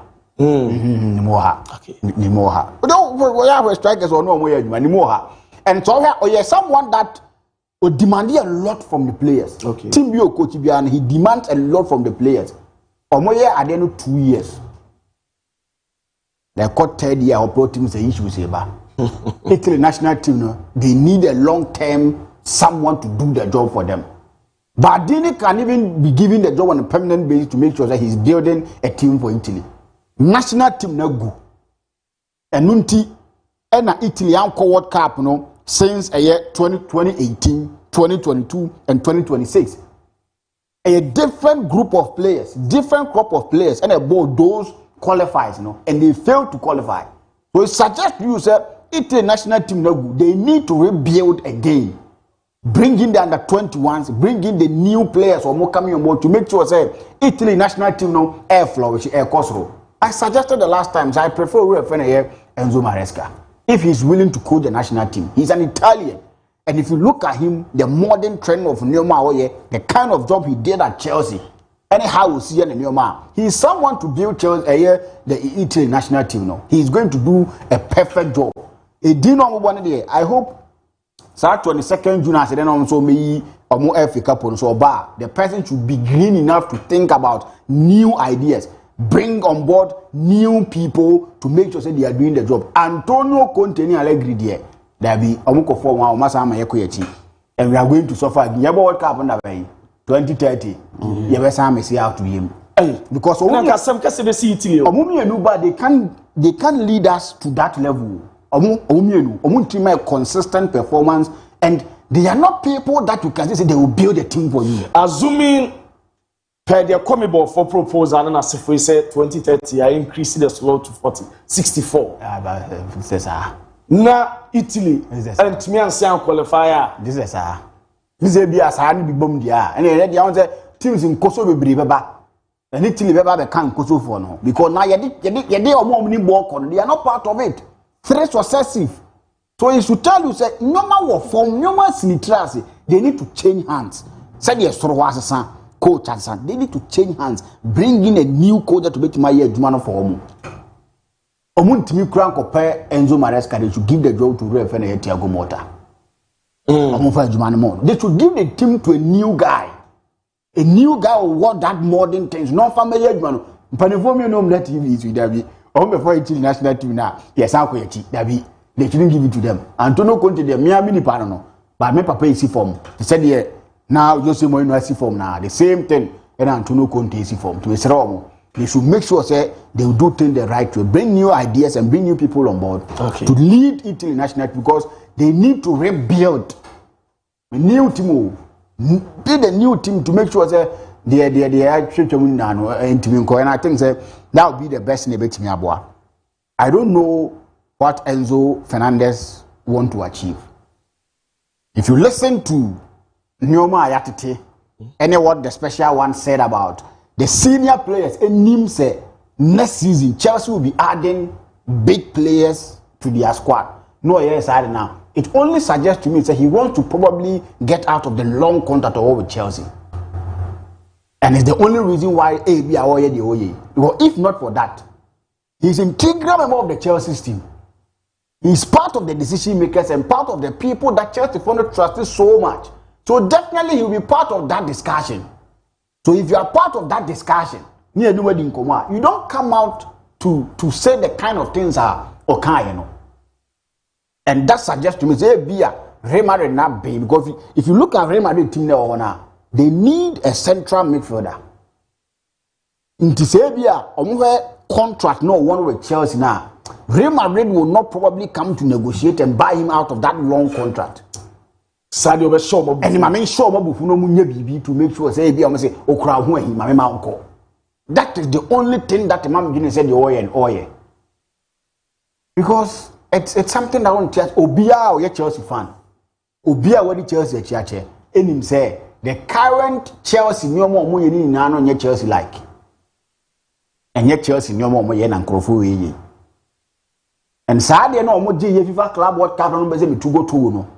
I do this year almost to make home because so now almost say me omoji FIFA Club World Cup no almost to Togo.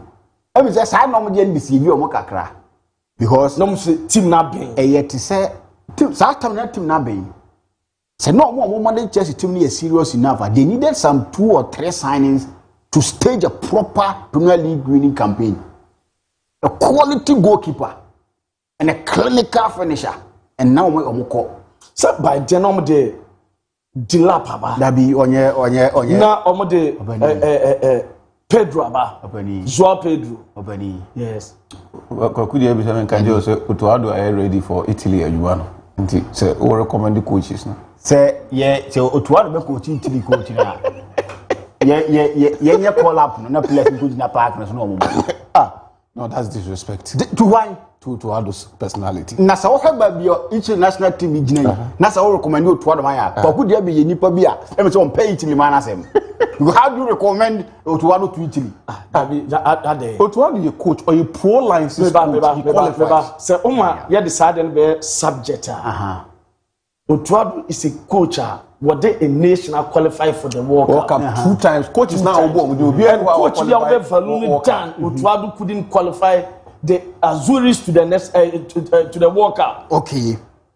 Imagine you are and this is not the first time or my qualify for the World Cup. Let's empathy whoever becomes the president of the Football Association of Italy, FIGC. Now when I be omoboda. Now the CVs are back. Let's build a new team. Your coach say Otuado they Ghana qualify for 2 World Cups. Be frank with yen na or henna. Will you go to Wado? Oh, of course. Because of an experience. Oh, we have a watch now. For Ade, I'm telling you for a fact. Adenti. I'm not disrespectful. Because per profile, any 7 years or so. Now, say Ghana, and some of the quote Paulo Bento more, and not based on their CV. Almost CV in Italy will do the worst appointment ever. They will not even okay to them to appoint you to Wado. It will never be because of the scan. And then the scan, no man, nyadi. Oh, on one, I didn't want to see Mama Ghana for Pamo. Ghana Pamo. Ghana Pamono. Nice Ghana, yeah, West Anna. Ghana Yadiana. Ghana, you're coach. Oh, you're coach. Not Ghana national team. No, you're Pamo based on what Juma or your Sawan Yadi. Not ABOU, you don't consider what Juma or Yadia. You can't see a foul any serious national team move. And Ghana is among the 48 teams Eco World Cup. Ghana is part of the 48 teams Eco World Cup. No correct. But so far.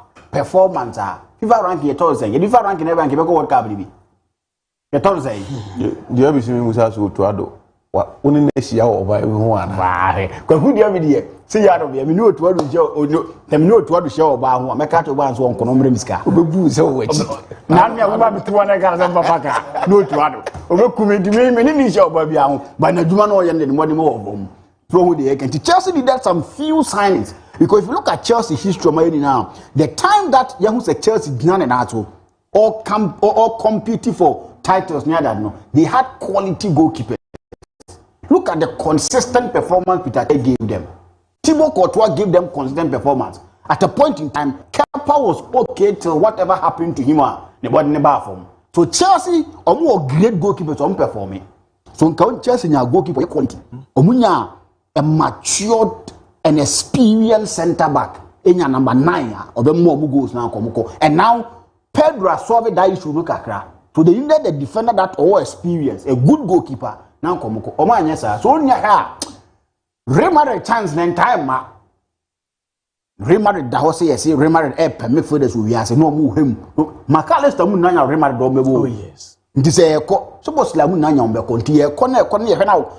Real Madrid the man me din komo about contract tin biao. And Real Madrid is the team that on Chelsea they are boom on players that Chelsea failed to release to them on time. Look at the time they release Hazard for them. At the point in time, those years, I think they rent him for Lampard also. Or man here, Chelsea for them time Abramovich. So it's to tell you that Chelsea for no player they so get from when they need the player. Unless the contract the person is forcing himself from contract. It is the only reason why we are here. And let me say we keep to perfection. Why is see the offer be abane on Mama? Because per also small catch Chelsea for say omo price tag na or the transfer request them out. And no one just also threaten because I don't know pay. Some what they bought to me so what? I don't know why ready to over to me. Intina media tum jam na menko. They be a born so Chelsea better so no. Maybe a club now open is not willing to offer. So we name price. Na say Enzo Fernandez a player. Florentino Perez a pa. Don't mean name price if you are unless or nice omba. Okay. And me player in tour 8 years Kadema Bayern Munich so Uncle Bo. Nicolas Jackson. So Enzo Fernandez per Real Madrid said yes he who so per Real Madrid no person tina Madrid near the adena. It won't be something that be a day. Or bet me crap probably bet Tennessee Castle be Sheham Aqua Real Madrid because a Real Madrid assembly eka. Look at the caliber of players to Musi Academy Real Madrid. The kind of attention BBR and the whole currently the women's Real Madrid team yet. But you stand a chance of winning the Champions League more than team friend in Chelsea. So player want to go there and play. When I think say whatever will be on net now say we am say enemy. Ronaldo interview ni bi. Don't free Manchester United and no be na anu akoye no. And I think say e work year for no. Sa game no dey say nko be bi kura nka nkosi aga. Omene Man City no. We bo bi kura nko nkosi. No say unu ama na body self. Em so was Sunny was Sunny look. I Rosinio as a one. It's not what you say number. Bobo. So unu bobo bi kura mfa. There's a from Emfa. Manchester City do met to proper position. unu aso se wonya de nchen Tottenham managers no mabani na se ya na kasa ne start ya deserve ya se ya ne start ya fi be wi akire no but den sabe funny tiro ho sa but I think say obetimi a transform Tottenham team no obetimi the Tottenham abedu the level ani nim say mre bi atwam na Tottenham gina because if not for anything on to be trophy on to be he will give you beautiful football, he will attack. So I think say oba be yedjuma so when yan ntem dia I think to obetimi aye adwuma no and we bia betimi akoso yi enso atimi dia ma no Kwaku make a quick reaction on this second leg against Madrid against Munich. Felon Mendy were anti-Olise. Obet my anti-Olise weapon. What a bit my stop Michael Olise. Mushena said in Biatia. Because per report I made to say Real Madrid some consider Felon Mendy as the anti-Olise weapon. For the second leg, almost will recover from the injury, they say we are returning even against Girona, likely for him to play. Thomas says he am power be drunk like he always says. Can he stop him? Or you fully fit wait me sir. Or you defender back one nick in the pa. Why na? Yeah, nick in it. So I fit I can't say or best stop you Olise 100%. Or the mama Olise a good run for his money. Or man a very good run for his money if only he's fully fit. But when you're fully fit, normally Nico Dinamunso unu abesan de na go back to theater. Or the never go theater. So you're fit, fully fit normally never but on your fit they should not risk him. I also abesan go theater. Kwagu say omrede so ahụ. Wo de kenten kra ko nsu etimi yeye. Olise mraso. Opa kofa Roberto Carlos. Kofa Ashiriku. Kofa Evra. Say fa one side dey na dey Roberto proper position. They should only make sure say that day be probably o metietia partners no nya ni dey. O metietia partners no nya ni dey a. Okay. What be our Roberto proper position? Good afternoon, Facha Sports. I'm watching live from Sefi Asamine from Ousu Lampard and Ousu Edway Ediaba.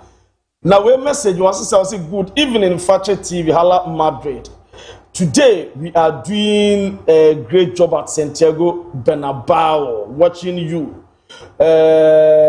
Icon, the living, and this message we Ediaba. We say Ghana needs to appoint a new coach after the end of this month. God bless you, Fache TV. Bebacho Udino Ama. We from Eric Cantona, from Obuase. Where is Maestro? Please, Maestro Yachema or Fache TV. Now I say, oh yeah, political show, morning show, daybreak. Juma Dinano Pabia from 6 to 10. Fache TV, Maestro, Juma Odikama. Habib, forget Chelsea. Also forget Chelsea. They won't buy any big or experienced player here. Richard from Takwa and the Abba. And we saw also then the Abba. Also good evening, Facha Sports. Maradona from Takwa Damai. You guys are doing a great job. Any update on Liverpool? Yeah, their mama Abra and Robertson Beko. I'm a slot. I pay tribute at their man. Good evening. Amani Sosa from Mansu. Please, Liam is not perfect coach for Chelsea. Boboba. Gule. I'm watching you live from Achensuya. Gule does say, hello, good afternoon, Facha Sport. Please add me to your WhatsApp, Mate, Abu Dhabi. Ebema tea bread, my side, manama. Why?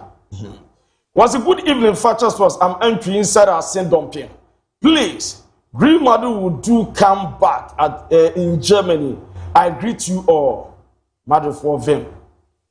Or say, I am Collins from Praso. More update on Chelsea. Is there any new signing from Chelsea? Some transfer window. Just someone. Good evening, Luther King. Was it you cry? What you do me? Tell me why, because I did feel your presentation were Lampard from Accra. Lampard, if you JJ on Podium, yeah, that's a far. Prince Edifrid Drobwaba, please, good evening, Facha Sports. Update on Pedri and Rafinha's injuries. Ate, and we so dear say, good afternoon, Facha Sports. Arimatia, watching you live from Mabai. The determination on today will lead to the success of tomorrow. Yeah, that's it for what the Friday and 2-4. Godfrey, the boy from Aguna in Yakrum. I hope Real Madrid will win. Good evening. My name is Godfrey Yeboah. Okay, Yate. And we saw say God bless you all. Thanks for the sports news every day. You every day. Yakana ama Udino say Pogasti, Corona Frisona ama. Pogasti, what do you know? Eben from Sekwa 10. Was it by now GFA are still not appointed another coach for the Black Star? Then is getting more serious. GFA when? Ne de odia ba ye die ho ye ba ye de fi sembe to aso ne ahwe de ekoso.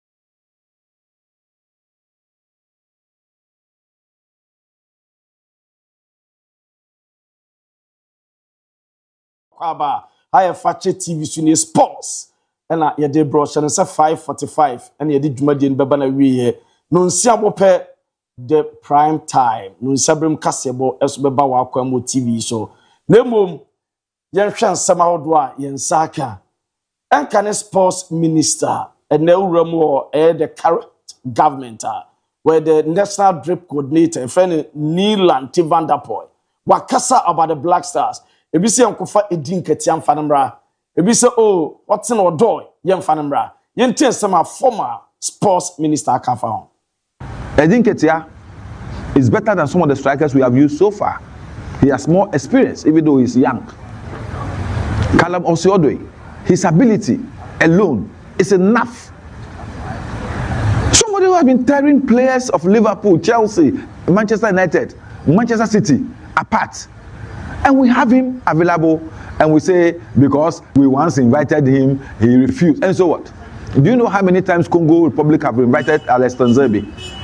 He did it because at that time he was the captain of the English under-20 team.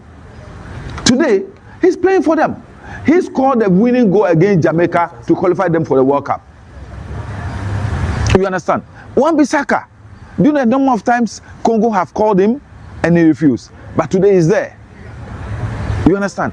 So we should not be too fussy about certain things. It's about Ghana. Anybody who has Ghanaian blood running through him should be given the opportunity to get into this team so that we can have a good team for the world. I think the former sports minister Annabel Neil van der Poel was say they didn't get your what's in or do I'm okay kabi better even Kromona ba better than some of the Black Stars players. Namunya dia mo keka no court down wa bobo and am be a from mama so munya Ghana ni nanu your DR Congo player or playoff or shama or qualify for World Cup exit to Azimbe what did I am fan to home what's from am from World Cup na we mu die ene nanu die na bia mfaso bia ma ja wan professor akasa on Ghana your next coach Black Stars your coach intin sama am profound ekafa.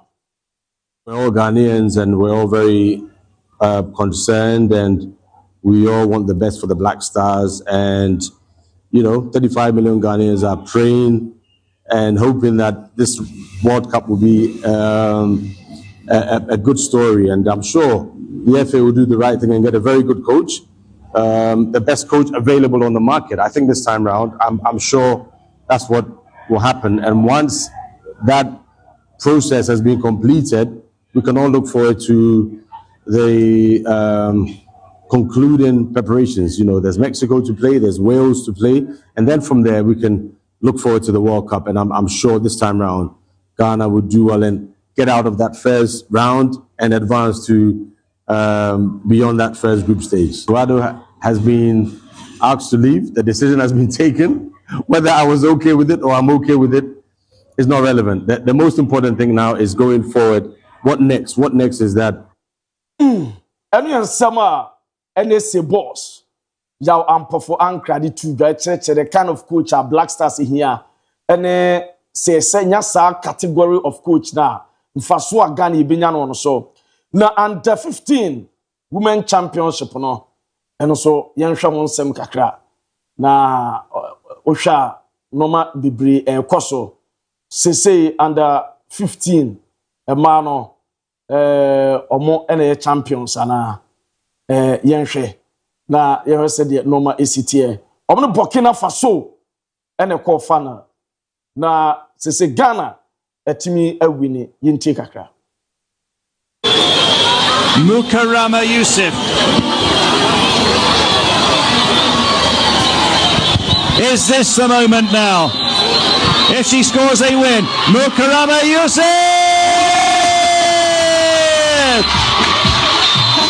The Black Damsels are the champions. Back-to-back titles for Ghana. Heartbreak for Burkina Faso. Zabre beaten that time. An epic, training, nail-biting shootout. Up high there. She handles the pressure. Ghana are the champions again. Back to back. That is Ghana. Spoke about this is the time for goalkeepers to Eno ayan sema asi ohwe under 15 women championship to ga na se Ghana ye maiwa no munim 15 years obne Burkina ene ko fana ama Ghana maiwa no atimi adi nkunim on penalty shootout. They say the Ghana under 15 no man no obne the champions eno de eba coach Nana German ono so akasa wose say under 17 member no ma omo ye eno kom befa so mbe wuram eso under 20 no yentie coach Nana German. Look, the fact is this. It's a new level, a new devil. You know what I mean? You play for the U17, you play amazingly well. After that, here in Ghana, the next level is U20. It's a tryout. If you go there, you cannot use the same temperament to go and play the U20. It's a different animal, it's a different level. So you, the player, would have to lift yourself up to be able to meet the demands of the U20. So sometimes we say that, oh, you know, we didn't keep them together. We cannot keep them together. Some of them can go into U20. Others will have to go back into their clubs and play and be able to be seen again. You cannot take the whole team to the U20 because the U20 also have a team that they're also playing with. So once you're done with 17, you need to know that I'm going to a different level, strength-wise, physically, tactically, technically, psychologically. You need to be there to play with the U20. It's like moving from the U20 to a U23 or the Black Stars. Psychologically, something needs to change. Something needs to go up for you to be able to meet that level. So we have already had several meetings with a U20 coach, and he loves the team that we have. He's already made out a few players that he thinks that can come into the U20, but he's also going to wait till after the African Cup to see who else will be. So it's up to the players to train hard, play hard, show that after U17 I can play the U20. But we don't expect that, you know, the whole 25 or 28 players that we take to AFCON, all of them will be able to play in the U20. It doesn't happen. We are Ghana under 17 member and assistant coach, Coach Nana German. The main coach Prosper Ogun. Na beti achire ene ka brofo de wono ka keteke brofo. Kaish. Brofo pa ne de adwuma pitch no so anka under 17 show bia assistant coach no kraba me abo mo. En wo chere de was under 17 for the year and no motimi awura under 20 the black satellite no na na o chere we say oh kwa I say uko school from AP1 to P2 adia uko P2 abenye na OP1 na obeye normal be besesa na na o chere Coach Masoud Didi Dramani was maybe hard to folk at just say o league table no so no omo dash na so omo the pressure pa e tu omo so say be a phobia aso bet ma league no.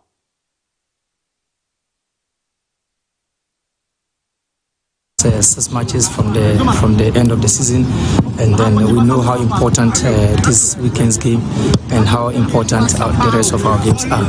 Ours is to continue with what is ahead of us, and then keep the pressure onto the two clubs that are ahead of us. We just want to mount the pressure on them, and then concentrate. And we have some hearts of folk boss Masoud Didi Dramani Eritrea Asante Kotoko Coach Prince Eswa Kasa was it on any players on my ready pa for a gamer the rest of the season.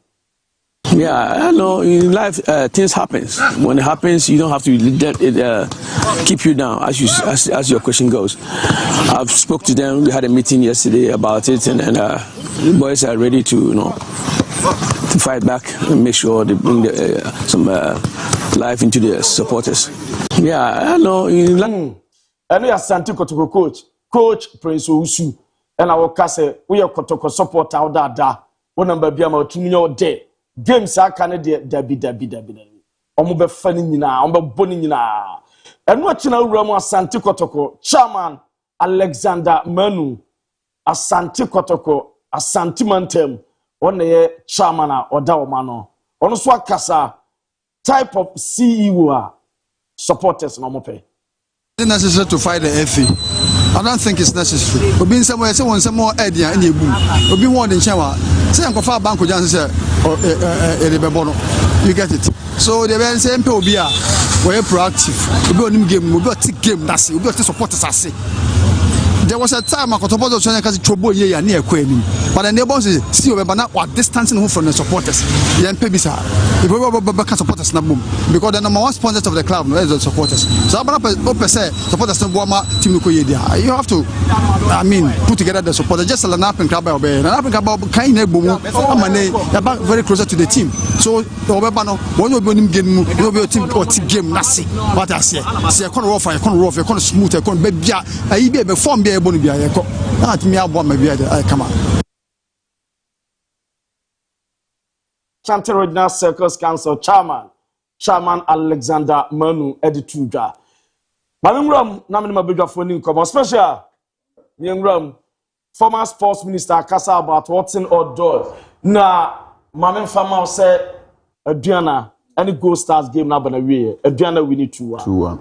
Match Gold Stars 2-1. League table no 51 Gold Stars, 50 Mediama, 46. Is it for the lead with 51? Gold Stars. Only do 51. Yeah. Mediama 52nd, Hartlepool 46, third, and Adriana Stars are at the fourth with 45. Asante Kotoko at the fifth with 43. It's a league and it's still open. Because the gap between Gold Stars or that first, near Adriana or that fourth, is 6 points. Okay.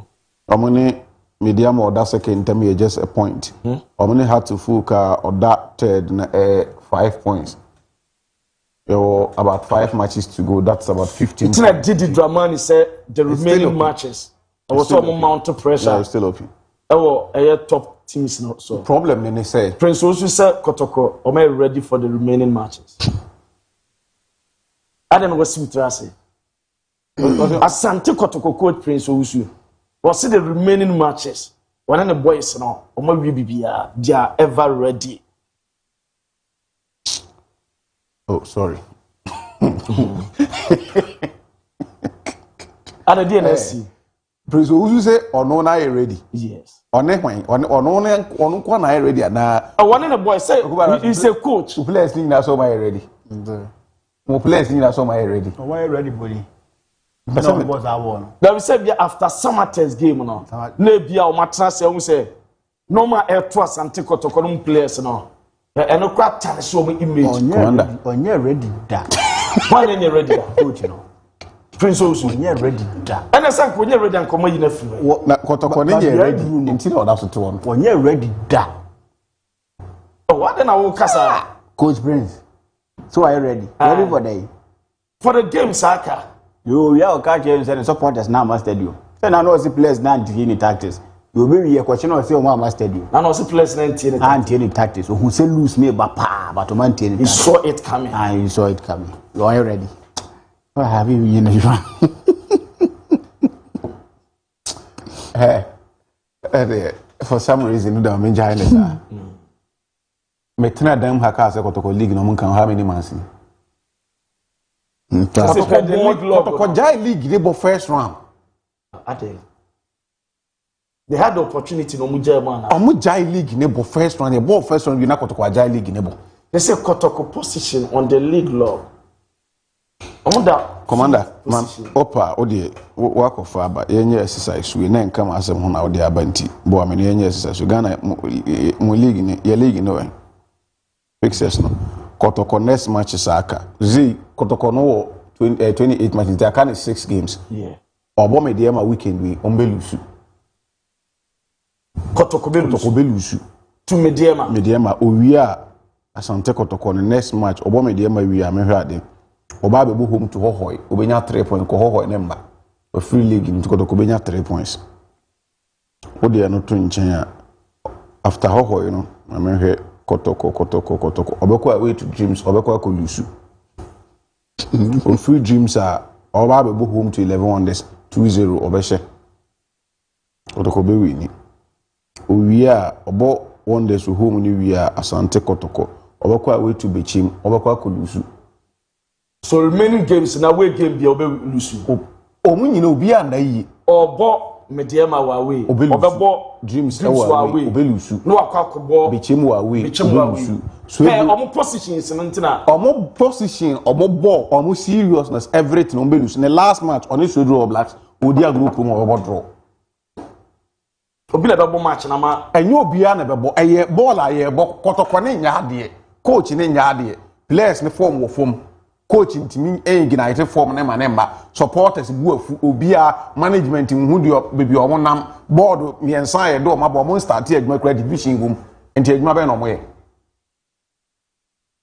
no mo ye enkusi hu coach prince said commander me yanko ye ni omo league no mo nka ho maso di drama ni said so omo so top teams the teams no mo so they've never been consistent esoro hofo ni lose match na house ko lose match and our draw say go stars na order first wakwa ko lose order so that first yeah Mediema be sekotokwa ba be san go stars mo the ideal is a house so ye we ya and anko no social Mediema ko 53 ko no house be ba 49 na nka still our Mediema points na ena we ba no kore ne say or ko vision enye house so they are not consistent. Season we your matches wa draw games mark 13 emu 9 AF 13 games and wa draw emu 9 AF so our league table no now so the home air can have to fuck and quarter so 16 position ka wa all the home matches na can wa how many matches 14 and wa bo fie wa winning just 5 wa draw 8 sorry instead of 9 8 fie and we lose just one game wa we Okwa ko lose the second game we against Vision. Enye because Vision no onu so nani abre. Ope bibia yi nti omo no consistency ni omo adwuma omo ye no. They don't score like omo concede bebre but it's difficult say omo so be she goal. Okay. Omo bre and so omo nya goal. Because they didn't the ball ni nyina defensive minded at the yen defend it. If we don't score, you don't score against us. But and we need trophy. You need to open up some time and get results. Okay, table numudin now Vision FC. Vision at that 15th no. On Nayi or 35 points. Young Apostles at the next with 33. Or sleeping young Apostles share 36 or best sign on. Vision have a total. So young fans say already. Oh, why name 11-1 they score. Into one team account. Into say Vision bet me as survivor was one here had to full points in here. Also, this was so na because 33 young apostles, or no Vision 35, Become Chelsea 35, Nations 35, Sudro Blast 35, Bechem 37, Lions 37. Bechem Awokai. We Mediema into a better control. We Mediema Super League in Nigeria. And Yamia Dumama Nama Gold Stars and Lusu to also take advantage by winning against us and take protocol. MON-FRI, we Dreams FC. Or 37 points. Not Vision or that relegation zone or 35. So only 2 points are separate two or more. And they said, Be a nayi. And Tina, what the commercials in the teams no number, but they were okay. They had no more question. Some artists, what we hear points is serious. Be a Obako to feel crying on Babison. Because some artists needed that 3 points that much. No, here's your 40 saying one or better protocol. No, what 38 as at that time. No, I say, have baby. I don't know so pray. Then ni bere ya opesu nya ko kuna muso makwa mini match 7. Kotoko match ne kan 8 no mu win match. Ti kotoko no de beje. Obehye kotoko ha. Nti sa wo da ase 7 matches without a win. Ni 8th game ye kotoko. E o baba yara. Ye ball first half in so to say in second half the next morning. Or say 2 goals. Answer Kwakuba as a down for the Tanana Foji. A low penalty makotoko ate baako. Nti wani abrea baba yara kura baba se kotoko. Nti na mso omo coach ne discipline so on jai the work no. On ka league no. Omo jai league ne bo ache. Ye ball first round we. But to folk they like I said, omo no ye consistent. Inconsistency in their performances into omo so me right to omo opposite league no monka. The league race ne there it's between Mediema and Bibi any Gold Stars. Omo me no wa be on nearby you. You wins the league. Nti ye jai league na sem. Ya ampofo ankra ne Nilan Van der Point. Nilan se kudu sumadia yankopa we match on the inform mra so asem dia ka dey see asokra edin kati asokra World Cup no nka ho so no so ni team are ruling out of the season. Oliver Glasner say the rest of the season on ka ho na rest of the season be we na ka 2 weeks or 3 weeks na ye kwa akobo World Cup da be na no beto na de kwa akobo World Cup na mai ndi edin kati anu so ye out because no to pray in afrim tie bia ka kalum option odo. But the truth is that me sa boys no nkomo no na nsen dia mama jai di ni say I don't think that you know my team come to stage are even eligible to play for us. Timuma Ghana for mommy yenyi ya adwini ne mpa baby ntana. Because already sound come on so process bi ase. Utu adu din kan ka kire say on person obese any team. Nti onkofo obi a omankopa na che omire bi a wa ma nti oman start the process ne kura na ono utu adu no. Ufi anto ata team no obi. On person obese any team no obi. Like you are there to have a new on team present. Black Stars coach what we need matches are qualified Black Stars for Cup. Yeah, money fair. So you there Ghana back sem. What qualify for 2 World Cup. Ono na I save ya. Enye ono a. Ya boy papa. Ono so boy papa. Na on TFU. He was working. Yeah. The kind of CV Ghana buona mananya no. The one can't monya be da one the kind of idea on so why Ghana. Then or the World Cup ni be pain. Na Ghana need the World Cup ni be pain. No coach team be ada as a senior coach. Not to talk of the Blasters. Kotokokra no coach either. To talk of the Blasters. Why Utuado. But say, also the World Cup too. And I say Ghana ni World Cup too. Ni World Cup ni be. It's agreed. But the first World Cup the first World Cup will come to the Yako. In one winning game. One winning game. Oh, qualify. The kind of thing Ghana ya man no. I said that be a coach roach right. You have seen one we go to DIABY with the performance we no. Do you know Dortmund na scouting and Kolana. You can.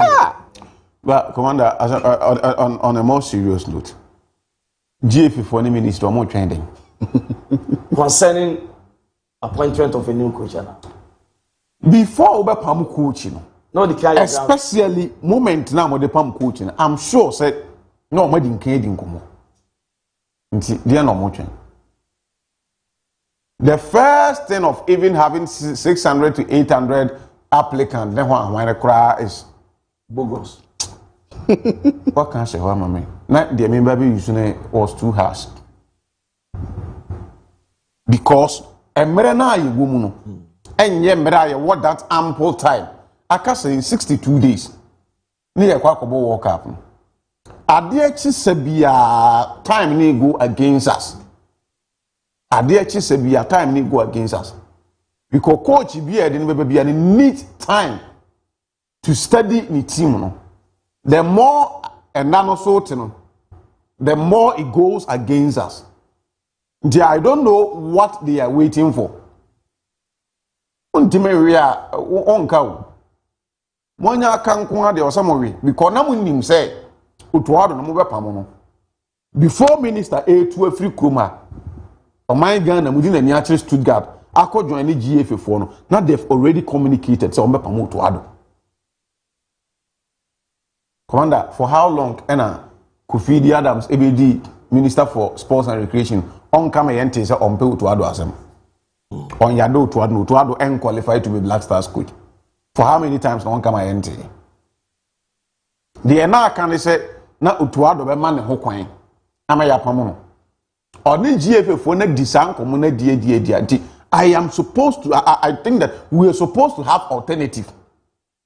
Tenipa ne so onya de ye pekwan bi so yi na firi wa plan B ne ye de yi ni firi wa is it going to take us that much of a time and Minister Kumpiaro on one the catcher is on the Friday and now Chabra we expecting it and the Sunday no day inside there yeah we still have from this time to 12 a.m. say a better appointment but I think that it is going against us the more nowadays no run it down the more it is to a disadvantage. Coach needs to come on time. Not on take and near me be ase. Unhuni players. Ye team Kudus woman puni. They say winning.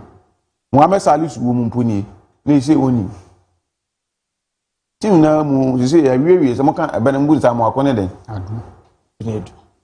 Na sa abenam pempini form ma kire asam akone edu ade no ma den.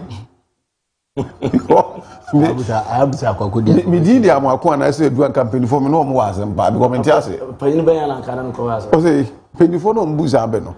We say penny bi tiase dia mo comment tiase. Me tiase e bi so ani bia ye ne ye nya words ni the din ene words no mu say ni dia. But you so dey te ya no. What? Ricardo. Penny the woman here say on say o ka asem ni bi o ha ebinum gini say ebia umpo bi asem na say you just want to attack blindly. But Ukraine say we are in a country that as obia amfo obia ho oh yeah dia optimi dia open wasoro na call baby. We need to ask serious questions. The reason why none of them is being considered for the Black Stars job. We need to ask some people that appointment. They care to calculate the school members. They need to answer questions. Because for me, it doesn't make sporting sense. Say, your palm coach, some of the people are more appointed to stint with the team. Most more probably on nim team, because you are piating. Refresher for the technical director what the other coach ababe ka otuado ho a omni team na train o my call up any team na training akọ bomb match mo say you are going to bring in someone that will be interim till the end of the World Cup before you appoint a permanent coach, substantive manager. Who is doing Ghana? Who na ye Ghana? Wani be na ya o manya da biara da we are suffering. We gave Otuado, we aided him with 18 new faces to make sure say he's going to perform at the World Cup. These are coaches for that matter. And you don't make Otuado and say, Omoni onono kono munko ye adwuma. Yes, Otuado na ye no or nyade. Enti ye ntimi mfo obia obeka de obe edi Otuado hono ma ne nye coach till the end of the World Cup. This is sanko fo fro betua ne kafo fro e ma ne be ye adwuma no. Then what was the need for that addition? Say bia na obia on adwuma say about coach ni ayina your do scouting. You the obwa about the tactical section. You were the goalkeepers we your psychologist or bia omo treat that aspect no don be but omo answer am fa obia where unfold tactical brain farmer. It's akra dia what's about can you dead on arrival because Otuado no scout omo man be head coach. And they can still put that person in there because omo to be BBAB. Beyond caring your coach or coach a man, that means of my edumano. Yes, see, Shafa as a one, maybe an agana for pico or name, see by see I'm fan of my amfano, I've found a technical advice as a technical advice. Me, who have my power, into what at all? Being the technical director, initiative. These are the kind of things the person. But some of Jiska. What do you want to know? Jiska. That's how position again to and now some of the retired footballers. Dabi. Obeno so could be a beura betchasi. I say I'm going to do that time. No, a very vagabond these days. That's a vagabond. That's a baby. Wow, be as a why yes, when I baby nasa, I didn't so, and I will be a. Bibinti why time go win some bright time for which room so no we will say to send it here Ken a serious I know be a person honorable a year Vanderpool the sports minister. These are the things we want them to probe further. We want them to ask questions for Ghanaians. What are most of football and social and sports and so ask questions. If truly they want to protect the public purse, these are the kind of things they need to be doing. And gradually, I'm getting disappointed in the sports minister. We've made appointment of coaches on the board to one. Coach, see the coach na neighbor. See say or your head coach, you want 2 years contract, you want a 3 years contract. Me any issue with it. But if Obaba share me have World Cup no there it doesn't make sporting sense. Or more you don't be count even here. Shafa or you see a probe on him team now. Why him team change Shafa? So he need to be given the job. no conquer yet one to the end of the World Cup. You put before we balance a World Cup and after the World Cup, cast one to us. Was that the UCS and the NSP? Another thing. Was that the Yabe building the profile? Into Omuna. Yes, woman nimbo moi. Oma schools like a secret certificate of practice football. I'll rise ya baby second vice president. Emma Africa, CAF no. I want to be near Saudi with my. And I am not saying to Frank any pabon say ma me be say me hu. Because me tenasi di ene ma di mu nsene me ntiase. Ko unia so for sure for ni CV na bad. Managerial career Borussia Mönchengladbach omu team 82 to 85. Borussia Mönchengladbach as a scout. 85 to 86. And Oba Stuttgart 1998 as a head coach. 1999 to 2001 Union Berlin. Through switching to national team 2001 to 2004 Cameroon. 2005 to 2007 Al Ali Dubai. 2007-2009 Al N. 2010 to 2011 FC Baku. 2011-2013 Thailand national team. 2013 Morton United interim manager. 2013 to 2016 Jamaica. 2017 to 2019 Estekal. Koye Nwakra. And 2019-2020 Oko Baniyas. 2025 Alco. And 2025 BC Net. Oye Ghana technical director. Inti waye adwuma bi ni blasters. Receiving in your bad sir. Ah obet my blasters adwuma no. Yate pense omode CVs be submit CVs apel coach no. Odni CV buy. Ya amfa na adwuma ne afa technical director, technical advisor. Emre ni ese won ko bobo na mayenhwe. Onko yes adwuma no because now Ghana ni bia nim say World Cup no yagu no. Ye nya de dada ne asan ye de ye hu sei. Nti less than 60 something days. You be farm manager or what is he going to do? See, probably on team media. These guys will hold minimum team that we should give them the job. Why na ye Ghana? Asembe kurani me Ghana. Nipa ni papa onim se ade ya ye di mu nkomo yi ade ya ye kan eye no kretro do a ye se otumi mu ade ba nya ade o betimi aye. And it's something that is very bad. And more my Ghana, we need to make sure say empanimfo a omudi yen team nanim empanimfo a omohwe yen football no they need to be answering and asking these kind of questions for Ghanaians because we voted for them to ask these questions for us. Omujina yanam if say we presented the opportunity for you now to go and ask those questions you go and ask but we don't have the opportunity so they need to be doing that for us. We need to call people to order. Here now mama for new advance I am a tax so now no way buy unya message no na entity tax. And they try blasters still no need coach cow. And this sponsor blasters no. This open now be so we need to tell people in their faces say they should do things the right way. Why do you play with the emotions of Ghanaians now? Because it's a bad thing that they need to make sure so much. It's a good opportunity for Mediama to win the league this time around. The starting league, we felt it was foregone conclusion. We felt it was something that na Mediama at the league in answer. But they went on a stretch. They went on series of games now wins in March. It got to a point in time Bebiani go start, but that's also the year who tomorrow, this weekend, they had the opportunity. And now the Mokako team be out serious for them to lose points. So Kasa Ghana Premier League elite league nearby. Ghana elite league. So why are you telling a club where you say they are not but set elite mommy? So we are nowhere close to elite. No, they want such mommy. League nearby. What was there? Tamna ni Susano Mekai. Sebia they are mommy elite refers to a small selected group holding high social, economic or intellectual status or the best performing individuals in the field. So kina who say high ni ho. or no one say high in one day, and yet little league nearby. Oh, they high to economic. Intellectual status. Stop. The best performing individual. Best performing individual by Ghana league the best performing. It's nowhere close to elite. Now make us a time needs some. Oh my miss when this kana or bibano or fufu no yours. Oh where put to here gumo. And you league nearby. Mambisa league nearby. Oko come up for say oh say league no. The people in charge of the league and the league no one cause what send that. And yet me amebo ma say no.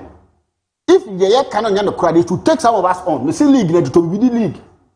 And nothing a teams will go series of man no players. People can't call them to them because we're not giving them anything. But to hear gum league na yebo. So we are not omone kotokono and yet team omo ya de no number. A team that the media ma ya jesne kotoko gabness say ya. I had to sunyansa. And you go kotoko team I had to take it. I need break room. What could you about that? Say kotoko team but performance no more than this is here no. And yet performance of a team that you expect them to even compete in the league. But these are the players in their various clubs. They were performing better. The players are not bad. They don't have a coach. The kotoko problem in there. Coach. Yeah, they don't have a coach. A coach that you see, sometimes you look at the bench and it gives you encouragement. It gives you something to go and die for the club. There is nobody at the bench as a head coach that will mouse Adian. So Coach Prince is a person that he believes in whatever he's achieved during the days. Said yes, no, yeah, no school years or say Legon. Said what's yes, I know. He needed to resign because the kind of performance Coach Zito and Lusu Hofio were losing 2 games against House of Folk and shamefully against Samates. On one man shamefully because he played 1 game 2 days. He failed to recognize the kind of threat that Samates. First day now, oh boy, wow backyard. When you had the opportunity to so be one errors now one anka the second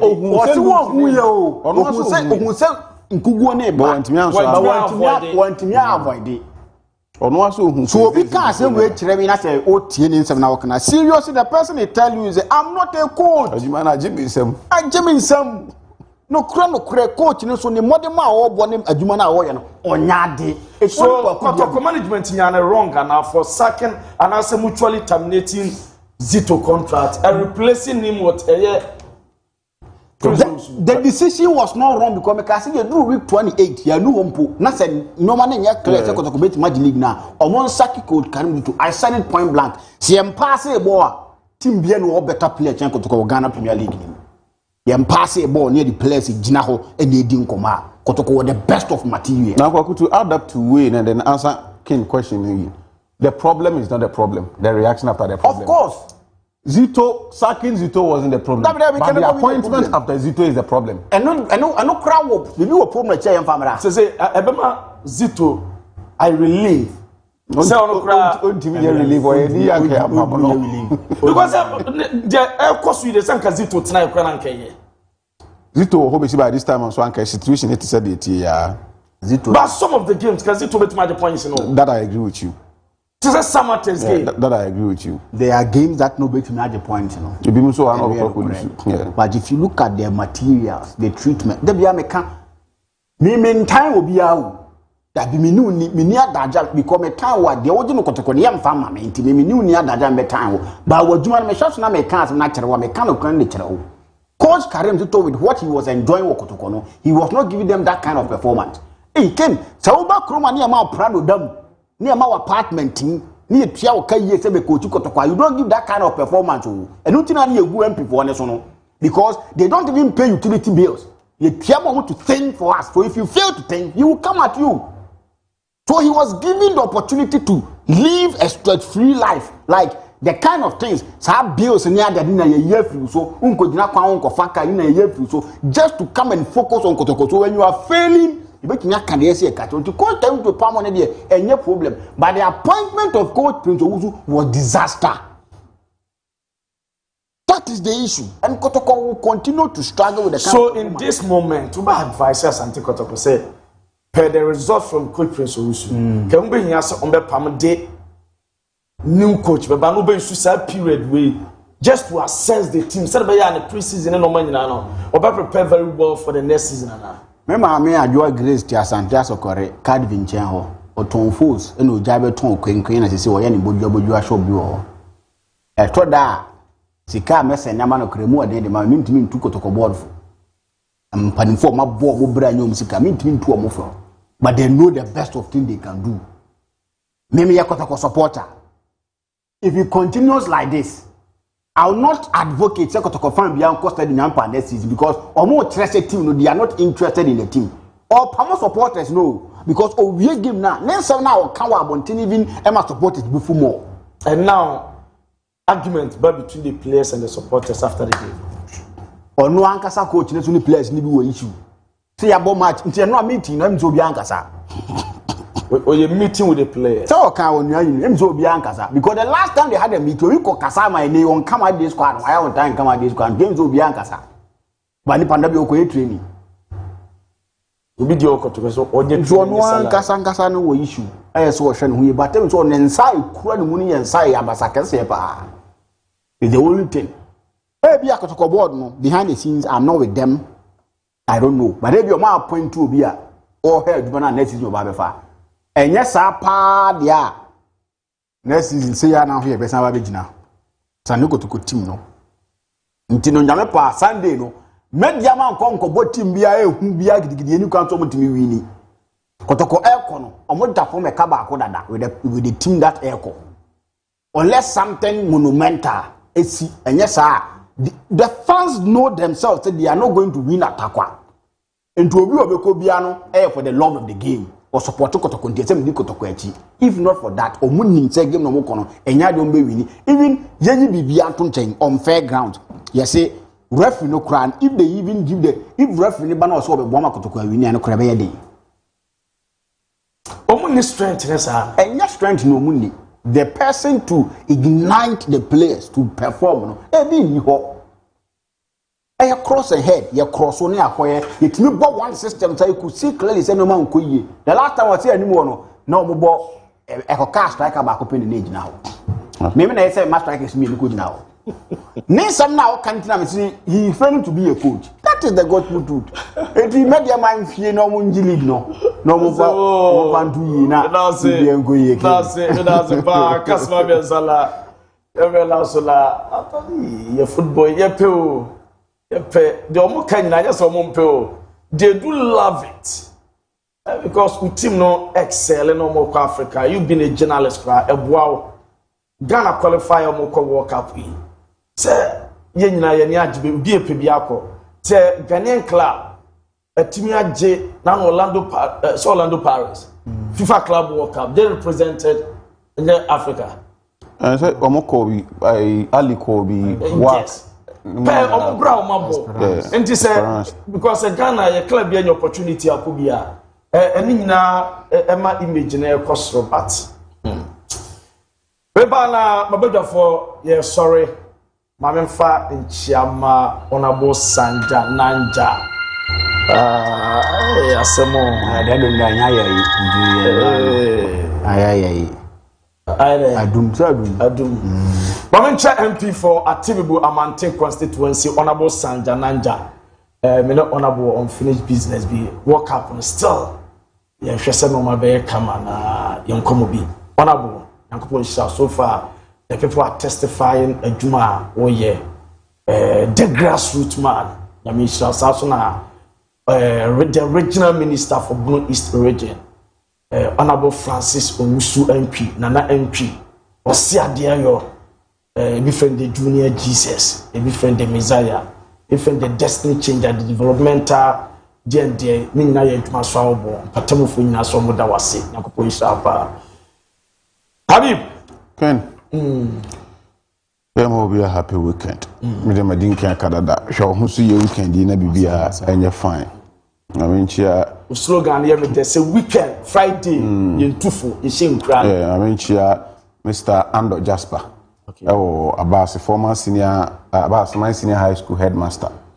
Master I mean chia okwan so nkoso na no Gala ya koye ona na coordinator no di eni coordinating yema such an amazing personality na futu on the guidance na yema hodo o de ma ye no nchia master na nchia Dr. Original Mr. Innocent no ye bo ane papa no okay do ko so nchia kwan so nko so ene mo futu ni atenetina o de ma nchi obi a Kwaku opani mama nchia Mr. Joseph Amoni CEO de Maswa Gadget babe obi ano encha kese enkomfama no na mencha me spiritual father jasa akode babia obi an yankopon sha na onye okese na mencha Musa Wenga yes Musa Wenga me say last edition aba no se wabom tiri Musa disese no new one aba next concern we can say player version or yellow one player version oh Abidral yanko pebi she me ko Musa na makwa ke kanu mabom na me mencha Ebenezer all the way from Asante Afijasi to come and then watch us live so we be Asante Asokore for na Asante Afijasi for na echa wo but yen kan tom say ye MP ye MP anka dwuma na wo ye no kan ni be kunya ho na Asokore Methodist Park na kwa akoye abegje Methodist Park na boso beti ne untimi nyeye okoka na next Friday the best assignment and some of the astute ebiejeja ebidie wo hwe mamponten wo hwe ehwa die wo hwa tebebu die ne o de asaka so kera event center yada say you better production team na say Benas executive producer T-Bread hardworking producer obo foreign or babwa camera na Osanti MCR all play all T-Bread Nyankopon mo afa na omo ho ban mai yido bibia se beda Richie the Don Papa cameraman saso na junior or MCR saso no bibia